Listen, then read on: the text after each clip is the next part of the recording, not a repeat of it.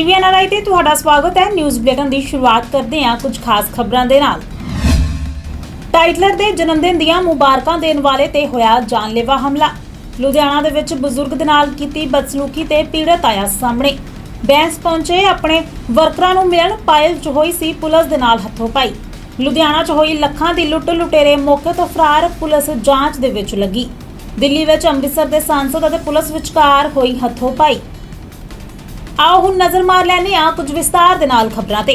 पिछले दिनी अमृतसर दे विच जगदीश टाइटलर दे जन्मदिन दी मुबारकबाद देण वाले पोस्टर लगा के विवादां दे विच आया करम गिल, जिस नूं कि मारन दे वास्ते कई सिख जथेबंदियां ते कई निहंग सिख जथेबंदियां दे वल्लों उस दे खिलाफ उस नूं मारन वाले नूं इनाम देण दी गल कही गई सी। उत्थे दस दईए कि कल देर शाम जदों करम गिल अपने गनमैनां दे नाल अपने घर आ रहा सी तां उस वेले उस दे उत्ते हमला हो गया। उसने दस्सिया है कि उस दे उत्ते एक निहंग सिंह दे वल्लों जानलेवा हमला किया गया है और उसने मुश्किल दे नाल अपनी जान बचाई है।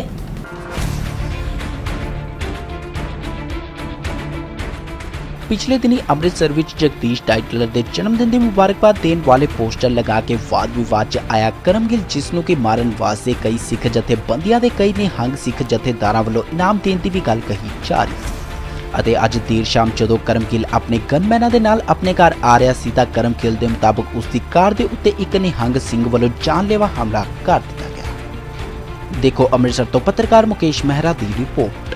ਕਰਮ ਜੀ ਕੀ ਗੱਲ ਹੋਈ ਅੱਜ ਜਿਹੜਾ ਤੁਹਾਡੇ ਤੇ ਹਮਲਾ ਹੋਇਆ?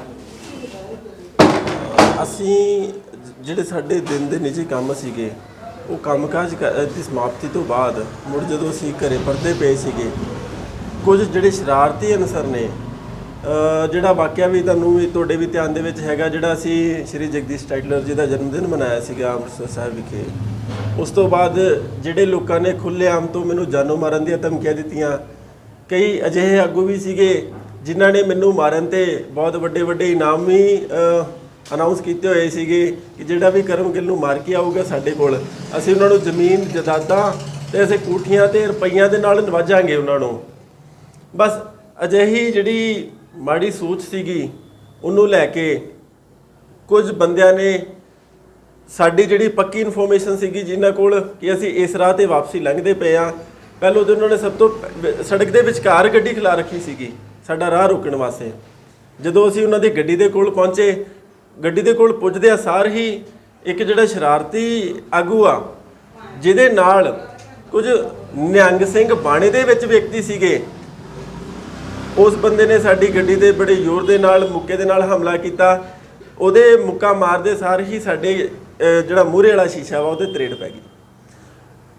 ਮੈਂ ਜਦੋਂ ਥੋੜਾ ਸ਼ੀਸ਼ਾ ਡਾਊਨ ਕਰਕੇ ਉਹਨੂੰ ਪੁੱਛਿਆ, ਮੈਂ ਬੜੇ ਸਤਿਕਾਰ ਦੇ ਨਾਲ ਉਹਨੂੰ ਕਿਹਾ, ਮੈਂ ਕਿਹਾ ਅੰਕਲ ਜੀ, ਕਿਉਂਕਿ ਉਹ ਬਿਰਧ ਅਵਸਥਾ ਦੇ ਵਿੱਚ ਸੀਗਾ, ਮੈਨੂੰ ਅੰਕਲ ਜੀ ਕਹਿ ਕੇ ਗੱਲ ਕੀਤੀ। ਮੈਂ ਕਿਹਾ ਅੰਕਲ ਜੀ ਇਹ ਕੀ? ਅੱਗੇ ਉਹਨੇ ਮੈਨੂੰ ਜਾਨੋਂ ਮਾਰਨ ਦੀਆਂ ਧਮਕੀਆਂ ਦੇਣੀਆਂ ਸ਼ੁਰੂ ਕਰਤੀਆਂ ਤੇ ਨਾਲ ਹੀ ਇੱਕ ਜਿਹੜਾ ਨਰਿੰਦਰ ਸਿੰਘ ਗੱਡੀ 'ਚ ਬੈਠਾ ਸੀਗਾ ਉਹਨੇ ਲਲਕਾਰਾ ਮਾਰਿਆ ਕਿ ਇਹਦੇ ਗਨਮੈਨ ਨੂੰ ਕੱਢੋ ਬਾਹਰ, ਇਹਦੀ ਗਨਮੈਨ ਹੀ ਕੱਢੀਏ ਨਾ। ਉਸੇ ਵੇਲੇ ਹੀ ਇੱਕ ਨਿਹੰਗ ਸਿੰਘ ਜਿਹਨੇ ਦੁਮਾਲਾ ਸਜਾਇਆ ਹੋਇਆ ਸੀਗਾ ਨਿਹੰਗੀ ਬਾਣੇ ਦੇ ਵਿੱਚ, ਉਹ ਬੰਦੇ ਨੇ ਆਣ ਕੇ ਮਿੰਟੂ ਜੀ ਦੀ ਜਿਹੜੇ ਅੱਜ ਨਾਲ ਸੀਗੇ ਸਾਡੇ, ਇਹਨਾਂ ਦੀ ਬਾਰੀ ਖੋਲ੍ਹਣੀ ਚਾਹੀ, 2-3 ਵਾਰ ਬਾਰੀ ਬਹੁਤ ਜ਼ੋਰ ਦੇ ਨਾਲ ਖਿੱਚੀ, ਪਰ ਇਹਨਾਂ ਨੇ ਬੜੀ ਹਿੰਮਤ ਤੇ ਦਲੇਰੀ ਦੇ ਨਾਲ ਬਾਰੀ ਨਹੀਂ ਖੋਲ੍ਹਣ ਦਿੱਤੀ, ਬਾਰੀ ਨੂੰ ਘੁੱਟ ਕੇ ਫੜੀ ਰੱਖਿਆ। ਤੇ ਉਸ ਬੰਦੇ ਨੇ ਕਿਰਪਾਨ ਵੀ ਧਾਰਨ ਕੀਤੀ ਹੋਈ ਸੀਗੀ। ਇੰਨੇ ਨੂੰ ਕੀ ਹੋਇਆ ਕਿ ਜਦੋਂ ਮੈਂ ਵਾਰ-ਵਾਰ ਉਹਨਾਂ ਨੂੰ ਕੋਈ ਬੇਨਤੀ ਕੀਤੀ, ਮਿੰਨਤਾਂ ਕੀਤੀਆਂ ਕਿ ਵਜ੍ਹਾ ਕੀ ਹੈ ਸਾਨੂੰ ਜਾਣ ਦਿਓ, ਤੇ ਨਰਿੰਦਰ ਸਿੰਘ ਤੁੰਗ ਨੇ ਲਲਕਾਰ ਕੇ ਆਖਿਆ ਤੇਰੇ ਘਰ ਦਾ ਕਿਹਨੂੰ ਨਹੀਂ ਪਤਾ, ਤੂੰ ਬਸ ਥੋੜੇ ਦਿਨਾਂ ਦੀ ਖੇਡ ਆ। ਤੇ ਬਕਾਇਦਾ ਤੌਰ ਤੇ ਉਹਨਾਂ ਨੇ ਜ਼ਿਕਰ ਵੀ ਕੀਤਾ ਕਿ ਤੇਰੀਆਂ ਕਰਤੂਤਾਂ ਤੋਂ ਸਾਰੇ ਲੋਕ ਵਾਕਿਫ ਨੇ, ਤੈਨੂੰ ਨਾ ਕਿਸੇ ਨੇ ਬਖਸ਼ਣਾ ਤੇ ਨਾ ਹੀ ਤੂੰ ਬਖਸ਼ਣ ਵਾਲਾ ਕੋਈ ਕੰਮ ਕੀਤਾ, ਇਸ ਕਰਕੇ ਤੇਰੀ ਮੌਤ ਨੀਅਤ ਤੇ ਬਿਲਕੁਲ ਨੇੜੇ ਆ। ਹੁਣ ਇਸ ਸੰਬੰਧੀ ਤੁਸੀਂ ਕੋਈ ਪੁਲਿਸ ਕੰਪਲੇਂਟ ਕਰਨ ਜਾ ਰਹੇ ਜੀ?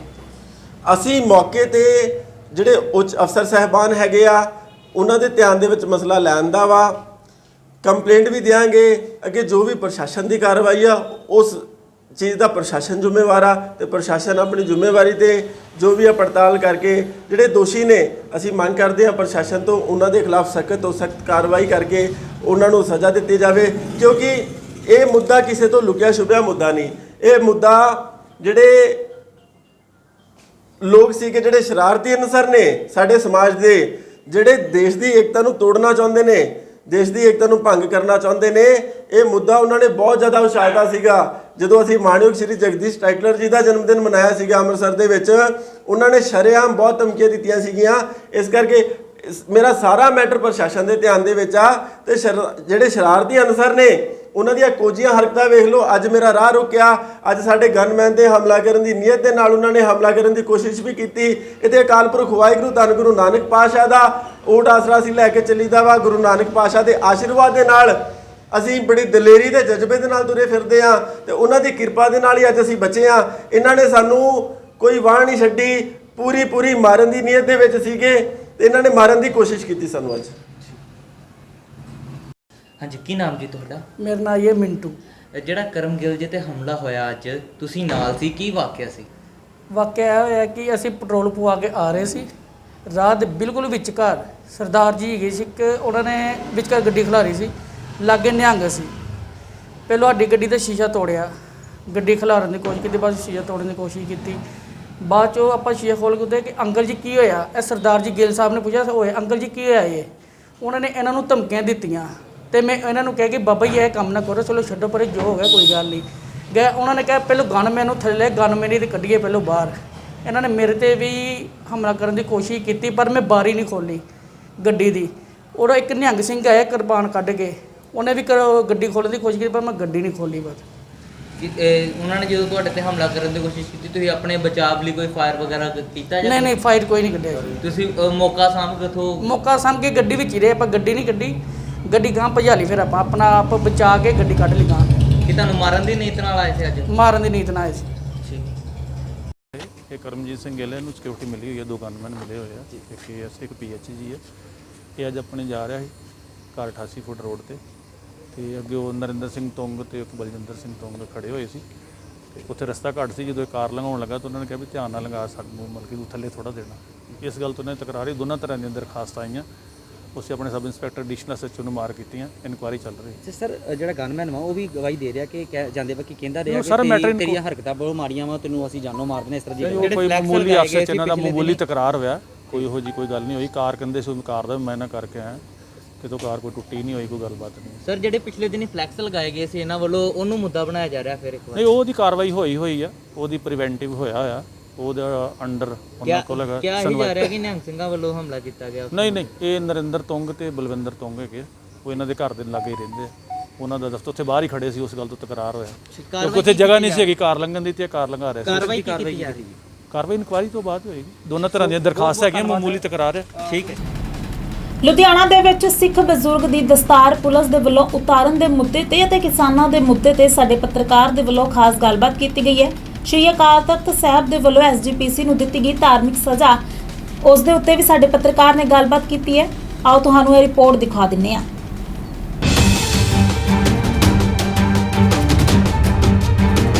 ਅੱਜ ਪੰਜਾਬ ਦੇ ਵਿੱਚ ਕੋਈ ਕੰਮ ਹੁੰਦਾ, ਸਭ ਤੋਂ ਪਹਿਲਾਂ ਲੋਕੀ ਪੈਂਦੇ ਸਰਦਾਰ ਦੀ ਦਸਤਾਰ ਨੂੰ ਆ, ਜਾਂ ਕੋਈ ਇਦਾਂ ਦਾ ਕਾਨੂੰਨ ਬਣਾ ਦਿਓ ਕਿ ਜਿਹੜਾ ਕੋਈ ਦੀ ਦਸਤਾਰ ਲਾਉਂਦਾ ਫੜਿਆ ਜਾਂਦਾ ਵਾ, ਉਦੋਂ ਜਿਹੜਾ ਕੋਈ ਸੁਣਵਾਈ ਨਹੀਂ ਆ, ਸਿੱਧਾ ਫਾਂਸੀ ਦੇ ਤਖਤੇ ਲਟਕਾ ਦਿਓ ਉਹਦਾ।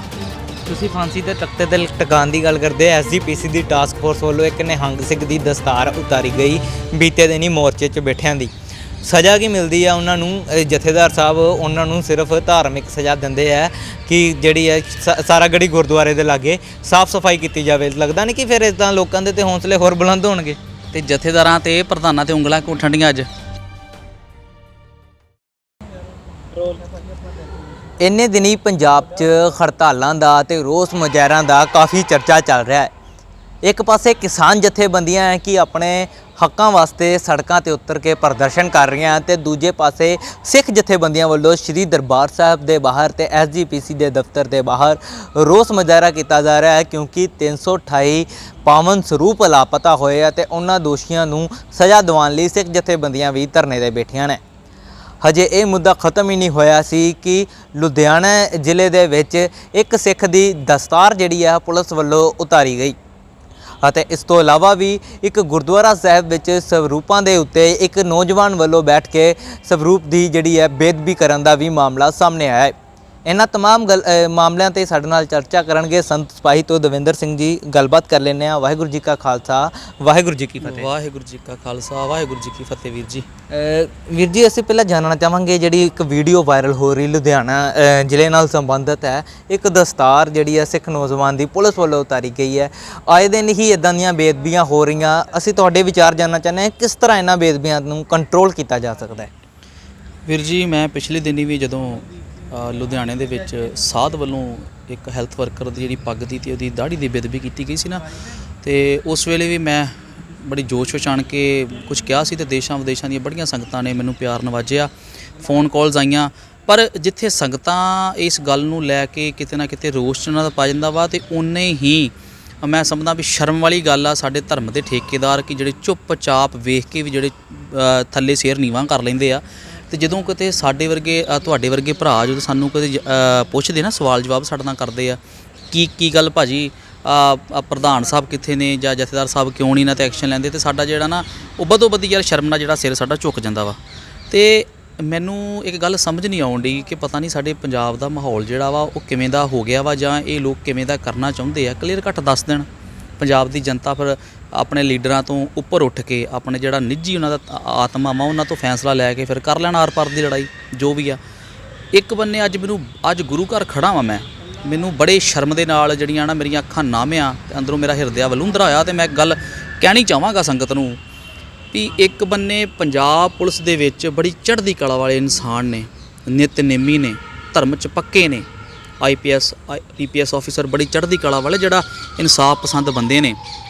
ਉੱਥੇ ਹੀ ਸਾਡੇ ਖਾਸ ਕਰਕੇ ਜਿਹੜੇ ਪੇਂਡੂ ਤਬਕਾ ਬੰਦਾ ਨਾ, ਸਾਡਾ ਜਿਹੜਾ ਪੇਂਡੂ ਤਬਕਾ ਜਿਹੜਾ ਸ਼ਹਿਰਾਂ ਦੇ ਵਿੱਚ ਜਾ ਕੇ ਡਿਊਟੀਆਂ ਨਿਭਾ ਰਿਹਾ ਵਾ, SHO ASI ਲੈਵਲ ਦੇ ਬੰਦੇ ਖਾਸ ਕਰਕੇ, ਇਹਨਾਂ ਨੇ ਤੇ ਮੈਂ ਕਹਿੰਦਾ ਬੇੜਾ ਹੀ ਗਰਕ ਕਰ ਦਿੱਤਾ ਹੱਦੋਂ ਵੱਧ। ਸਾਰੇ ਇੱਕੋ ਜਿਹੇ ਨਹੀਂ, ਪਰ ਬਹੁਤਾਤ ਇਹੋ ਜਿਹੇ ਸਾਨੂੰ ਮਿਲਣ ਚਾਹੁੰਦੇ ਨੇ, ਸੁਣਨ ਚਾਹੁੰਦੇ ਨੇ, ਜਿਨ੍ਹਾਂ ਦਾ ਨਾ ਮੈਂ ਕਹਿੰਦਾ ਉਹ ਆਪਣੇ ਆਪ ਦੇ ਵਿੱਚ ਤੇ ਇੱਕ ਲਾਹਨਤ ਹੈਗੇ ਨੇ, ਉਹ ਕੌਮ 'ਤੇ ਵੀ ਨਾਲ ਲਾਹਨਤ ਬਣ ਰਹੇ ਨੇ। ਮੈਂ ਬੇਨਤੀ ਕਰਨਾ ਚਾਹੁੰਦਾ ਪੰਜਾਬ ਪੁਲਿਸ ਵਾਲਿਆਂ ਨੂੰ ਕਿ ਇੱਕ ਬੰਨੇ ਤੁਸੀਂ ਹਰ ਇੱਕ ਦੀ ਵਰਦੀ ਤੇ ਦੇ ਸ਼ਿਵਾਵਰ ਮੋਹੇ ਹੈ ਲਿਖਾਇਆ ਹੈ, ਸ਼ਿਵ ਕਰਮਣ ਤੇ ਕਬਹੂਨਾ ਦੇ ਜਿਹੜਾ ਤੁਸੀਂ ਗੁਰਬਾਣੀ ਦੀਆਂ ਤੁਕਾਂ ਲਿਖਾਈਆਂ ਨੇ, ਕੀ ਗੱਲ ਜਿਹੜੀਆਂ ਇਹ ਤੁਕਾਂ ਲਿਖਾਈਆਂ ਨੇ ਗੁਰਬਾਣੀ ਦੀਆਂ, ਤੁਸੀਂ ਉਹ ਤੁਕਾਂ ਦੇ ਹਿਸਾਬ ਨਾਲ ਲੋਕ ਨਾਲ ਇਨਸਾਫ ਕਰ ਰਹੇ ਲੋਕਾਂ ਨਾਲ ਨਹੀਂ ਕਰਦੇ ਪਏ ਤੁਸੀਂ।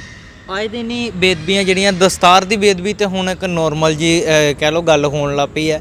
ਬੀਤੇ ਦਿਨ ਕਾਂਗਰਸੀਆਂ ਵੱਲੋਂ ਜਿਹੜਾ ਪ੍ਰਦਰਸ਼ਨ ਕੀਤਾ ਜਾ ਰਿਹਾ ਸੀ ਅੰਬਾਲਾ ਜਿਹੜਾ ਬਾਰਡਰ ਤੇ ਉਹਨਾਂ ਨੂੰ ਰੋਕ ਦਿੱਤਾ ਗਿਆ, ਤੇ ਜਦੋਂ ਨਹੀਂ ਰੁਕੇ ਕਾਂਗਰਸੀ ਤਾਂ ਉਹਨਾਂ ਨੇ ਪਾਣੀ ਦੀਆਂ ਬੁਛਾਰਾਂ ਕੀਤੀਆਂ। ਉਦੋਂ ਵੀ ਬਹੁਤ ਸਾਰੇ ਸਿੱਖ ਨੌਜਵਾਨਾਂ ਦੀ ਦਸਤਾਰਾਂ ਦੀ ਬੇਅਦਬੀ ਹੋਈ, ਦਸਤਾਰਾਂ ਉਤਰੀਆਂ। ਆਏ ਦਿਨ ਹੀ ਪੁਲਿਸ ਵੱਲੋਂ ਇਸ ਤਰ੍ਹਾਂ ਦੇ ਜਿਹੜੇ ਤਸ਼ੱਦਦ ਹੈ ਉਹ ਸਿੱਖ ਨੌਜਵਾਨਾਂ ਨਾਲ ਕੀਤੇ ਜਾਂਦੇ ਆ। ਮੈਂ ਕੰਟਰੋਲ ਕਿੱਦਾਂ ਹੋ ਸਕਦਾ ਇਸ ਚੀਜ਼ 'ਤੇ? ਵੀਰ ਜੀ, ਗੱਲ ਇਸ ਤਰ੍ਹਾਂ ਵਾ ਕਿ ਜਿਹੜੀ ਦਸਤਾਰ ਦੀ ਬੇਅਦਬੀ ਹੈ ਨਾ, ਇਹਨੂੰ ਆਪਾਂ ਜਦੋਂ ਦੋ ਜਾਣੇ ਮੰਨ ਲਓ ਆਪਾਂ ਦੋਵੇਂ ਜਾਣੇ ਇੱਕ ਦੂਜੇ ਨਾਲ ਹਾਸਾ ਮਜ਼ਾਕ ਹੀ ਕਰ ਰਹੇ ਆ ਜਾਂ ਇੱਕ ਦੂਜੇ ਨਾਲ ਖਹਿ ਤੂ ਕਰ ਰਹੇ ਆ, ਤਾਂ ਇਹਦਾ ਲੱਥਣਾ ਜਿਹੜਾ ਸੁਭਾਵਕ ਹੁੰਦਾ ਵਾ। ਪਰ ਇਹ ਜਿਹੜਾ ਅਗਲੇ ਬੰਦੇ ਦੇ ਸਤਿਕਾਰ ਮਨ ਦੇ ਵਿੱਚ ਕਿੰਨਾ ਵਾ ਦਸਤਾਰ ਨੂੰ ਲੈ ਕੇ, ਇਹ ਸ਼ੋਅ ਕਰ ਜਾਂਦਾ ਕਿਤੇ ਨਾ ਕਿਤੇ। ਅੱਜ ਪੰਜਾਬ ਦੇ ਵਿੱਚ ਕੋਈ ਕੰਮ ਹੁੰਦਾ ਸਭ ਤੋਂ ਪਹਿਲਾਂ ਲੋਕੀ ਪੈਂਦੇ ਸਰਦਾਰ ਦੀ ਦਸਤਾਰ ਨੂੰ ਆ। ਤੇ ਮੈਂ ਤੇ ਪਿਛਲੇ ਵਾਰੀ ਵੀ ਇੱਕ ਬੇਨਤੀ ਕੀਤੀ ਸੀ ਕਿ ਜੇ ਕਮ ਸੇ ਕਮ ਇਹ ਸਾਡੀਆਂ ਸਰਕਾਰਾਂ, ਸਾਡੇ ਲੀਡਰ ਜਿਹੜੇ ਨੇ, ਇਹ ਕਮ ਸੇ ਕਮ ਜਾਗਣ, ਇਹ ਜਿਹੜੀ ਕੁੰਭ ਕਰਨ ਦੀ ਨੀਂਦੇ ਸੁੱਤੇ ਆ, ਤੇ ਪੰਜਾਬ ਦੇ ਵਿੱਚ ਸਖਤ ਜਿਹੜਾ ਫੈਸਲਾ ਕੋਈ ਨਾ ਕੋਈ ਲੈਣ ਇੱਦਾਂ ਦਾ ਕਿ ਉਹਦੇ ਵਿੱਚ ਮੈਂ ਤੁਹਾਨੂੰ ਦਾਅਵੇ ਨਾਲ ਕਹਿੰਦਾ, ਜੇ ਕਿਤੇ ਇਹਦੇ ਵਿੱਚ ਕੋਈ ਰੱਖ ਦੋ ਸ਼ਰਤ ਜਾਂ ਕੋਈ ਇੱਦਾਂ ਦਾ ਕਾਨੂੰਨ ਬਣਾ ਦਿਓ ਕਿ ਜਿਹੜਾ ਕੋਈ ਦੀ ਦਸਤਾਰ ਲਾਉਂਦਾ ਫੜਿਆ ਜਾਂਦਾ ਵਾ, ਤਾਂ ਉਦੋਂ ਜਿਹੜਾ ਕੋਈ ਸੁਣਵਾਈ ਨਹੀਂ ਆ, ਸਿੱਧਾ ਫਾਂਸੀ ਦੇ ਤਖਤੇ ਲਟਕਾ ਦਿਓ ਉਹਦਾ।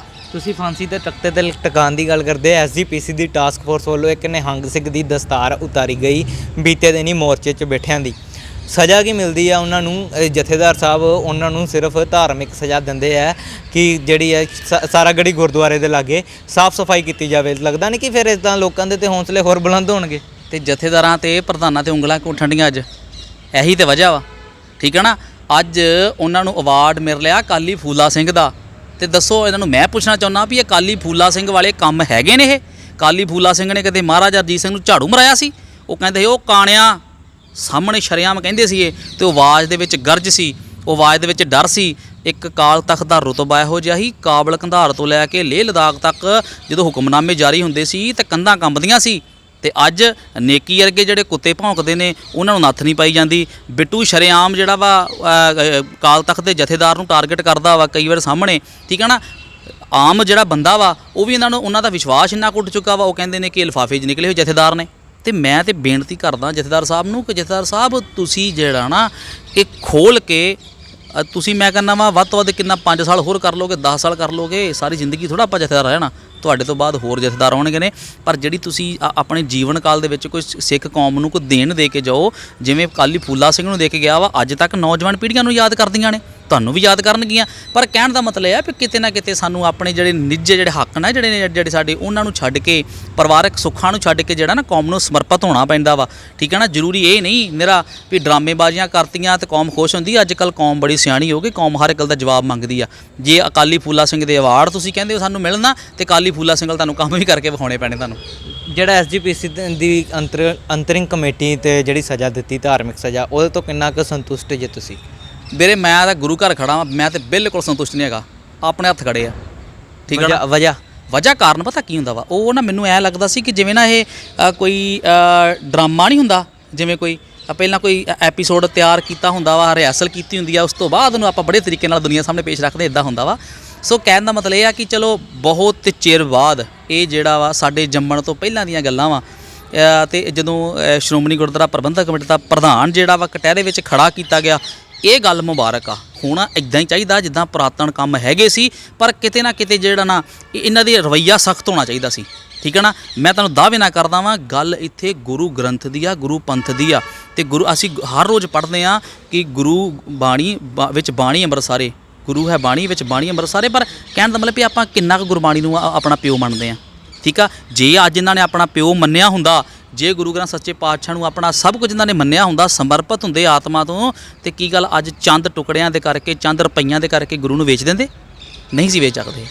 ਆਉਣ ਵਾਲੇ ਸਮੇਂ 'ਚ ਲੱਗਦਾ ਨਹੀਂ ਤੁਹਾਡੇ 'ਤੇ ਵੀ ਸਵਾਲ ਖੜੇ ਹੋਣਗੇ, ਪਹਿਲੇ ਦਿਨ ਤੁਸੀਂ ਮੋਰਚੇ 'ਚ ਨਾਲ ਸੀ, ਹੁਣ ਤੁਸੀਂ ਮੋਰਚੇ 'ਚ ਨਹੀਂ ਜੇ? ਮੈਂ ਅੱਜ ਵੀ ਵੀਰੇ ਮੋਰਚੇ ਦੇ ਨਾਲ ਹੀ ਆ, ਠੀਕ ਹੈ ਨਾ। ਕੱਲ ਇਸ ਤਰ੍ਹਾਂ ਸੀ ਕਿ ਕੱਲ ਮੈਂ ਕੋਈ ਆਪਣਾ ਨਿੱਜੀ ਕੰਮ ਸੀ ਹੁਣ, ਤੇ ਅੱਜ ਮੇਰੀ ਬੇਟੀ ਠੀਕ ਨਹੀਂ ਆ, ਤੇ ਮੈਂ ਸਵੇਰ ਦਾ ਨੂੰ ਹਸਪੀਟਲ ਲੈ ਕੇ ਗਿਆ ਹੋਇਆ ਵਾਂ। ਤੇ ਜਦੋਂ ਵੀ ਹੁੰਦਾ ਵਾ, ਹੁਣ ਵੇਖੋ ਆਪਣਾ ਘਰ ਦੇ ਜਿਵੇਂ ਵੀ ਛੱਡਣੇ ਪੈਂਦੇ ਨੇ, ਉੱਥੇ ਵੀਰਾਂ ਦੀ ਡਿਊਟੀ ਲਾਈ ਹੋਈ ਆ, ਜਿਹੜੇ 7 ਮੈਂਬਰੀ ਸਾਡੀ ਕਮੇਟੀ ਆ, ਤੇ ਉਹਦੇ ਵਿੱਚ ਕਿਤੇ ਨਾ ਕਿਤੇ ਜਾ ਕੇ ਸਾਨੂੰ ਰੋਜ਼ ਦੀਆਂ ਤੁਹਾਡੇ ਭਰਾਵਾਂ ਤੋਂ ਪਤਾ ਲੱਗ ਹੀ ਜਾਂਦਾ, ਸੋਸ਼ਲ ਮੀਡੀਆ ਤੋਂ, ਉੱਤੇ ਕੀ ਚੱਲ ਰਿਹਾ ਕੀ ਨਹੀਂ ਚੱਲ ਰਿਹਾ। ਇਹ ਤਾਂ ਆਉਣ ਵਾਲਾ ਸਮਾਂ ਤੇ ਸਿੱਖ ਸੰਗਤ ਤੈਅ ਕਰੂਗੀ ਕਿ ਉਹ ਮੋਰਚੇ ਦਾ ਨਤੀਜਾ ਕੀ ਨਿਕਲਦਾ। ਹੁਣ 8ਵਾਂ ਦਿਨ ਹੈ ਅੱਜ ਮੋਰਚੇ ਨੂੰ, ਮੋਰਚੇ ਦੀਆਂ ਡੇਲੀ ਅਪਡੇਟਸ 'ਚ ਚੱਲਦੀਆਂ, ਮੋਰਚੇ ਤੇ ਬੈਠੇ ਸਿੰਘਾਂ ਵੱਲੋਂ ਵੀ ਲਾਈਵ ਹੋ ਕੇ ਵੀਡੀਓਜ਼ ਪਾਈਆਂ ਜਾਂਦੀਆਂ। ਥੱਲੇ ਜਿਹੜੇ ਕਮੈਂਟਸ ਆਉਂਦੇ ਆ, ਸ਼ਾਇਦ ਸਿੰਘਾਂ ਵੱਲੋਂ ਉਹਨਾਂ ਕਮੈਂਟਾਂ 'ਤੇ ਧਿਆਨ ਨਹੀਂ ਦਿੱਤਾ ਜਾਂਦਾ, ਲੇਕਿਨ ਅਸੀਂ ਕਮੈਂਟ ਰੀਡ ਕੀਤੇ ਆ ਕਿ ਜ਼ਿਆਦਾਤਰ ਕਮੈਂਟਸ ਹੁੰਦੇ ਆ ਕਿ ਮੋਰਚਾ ਜਿਹੜਾ ਡਾਲਰਾਂ ਵਾਸਤੇ ਲਾਇਆ ਗਿਆ। ਸਪਸ਼ਟ ਕਰੋ ਕਿ ਮੋਰਚਾ ਡਾਲਰਾਂ ਵਾਸਤੇ ਜਾਂ ਇਨਸਾਫ ਵਾਸਤੇ?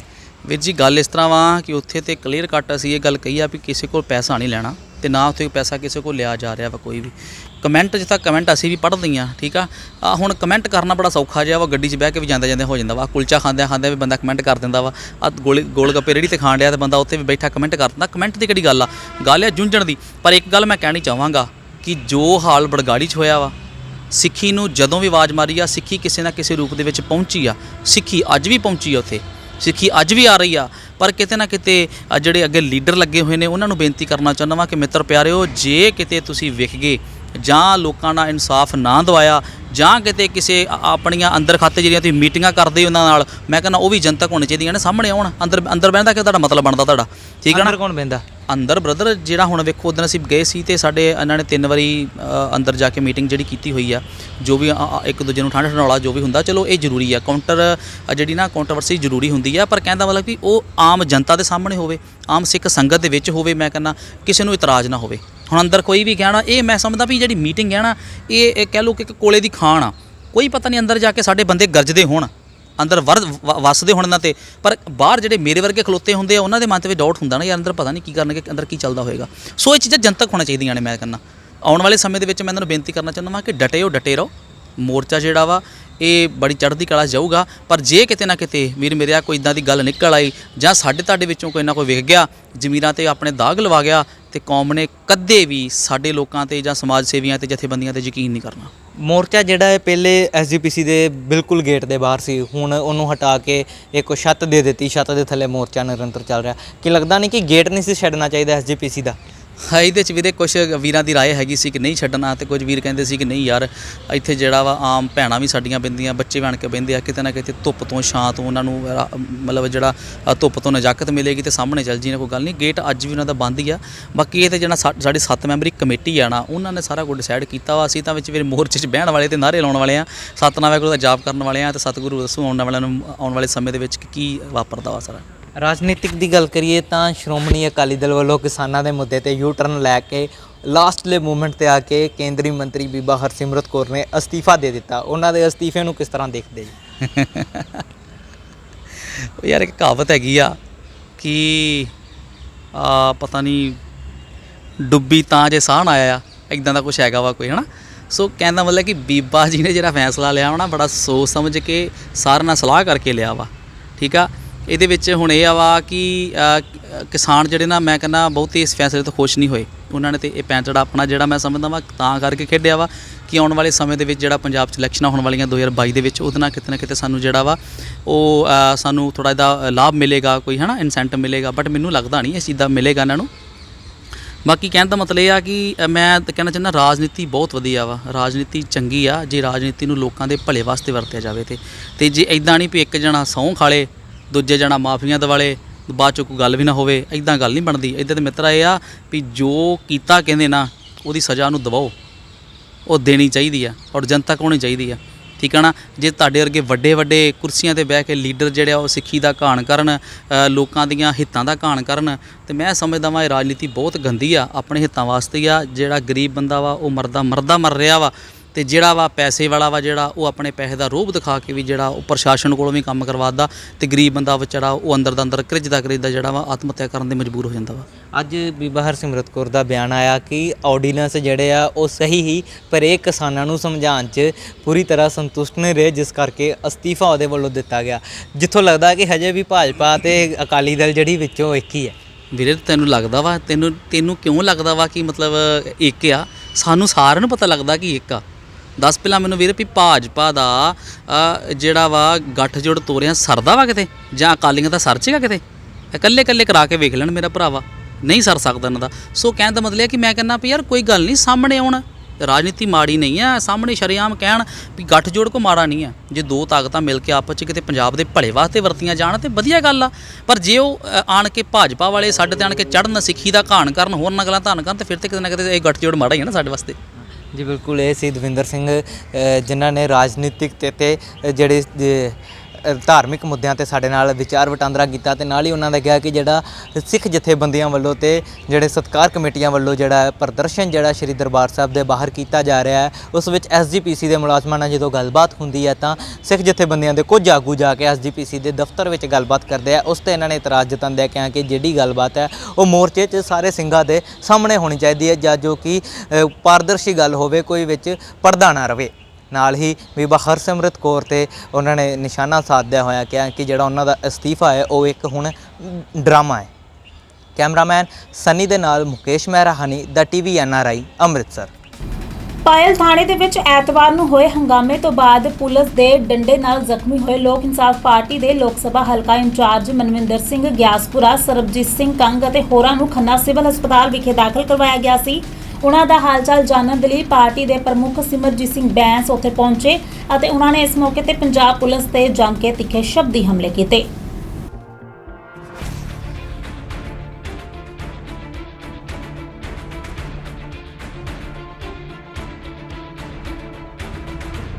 ਅਸੀਂ ਕੋਈ ਆਟੇ ਦੇ ਦੀਵੇ ਨਹੀਂ ਵੀ ਸਾਨੂੰ ਕਾਂ ਹੀ ਚੱਕੀ ਫਿਰਨ ਤੇ ਜਾਂ ਚੂਹੇ ਚੱਕੀ ਫਿਰਨ। ਸਾਨੂੰ ਪਤਾ ਹੈ ਕਿ ਜ਼ਬਰ ਜ਼ੁਲਮ ਕਰਨ ਵਾਲੇ ਅਫਸਰਾਂ ਦੇ ਨਾਲ ਕਿੱਦਾਂ ਨਿਬੜੀਦਾ।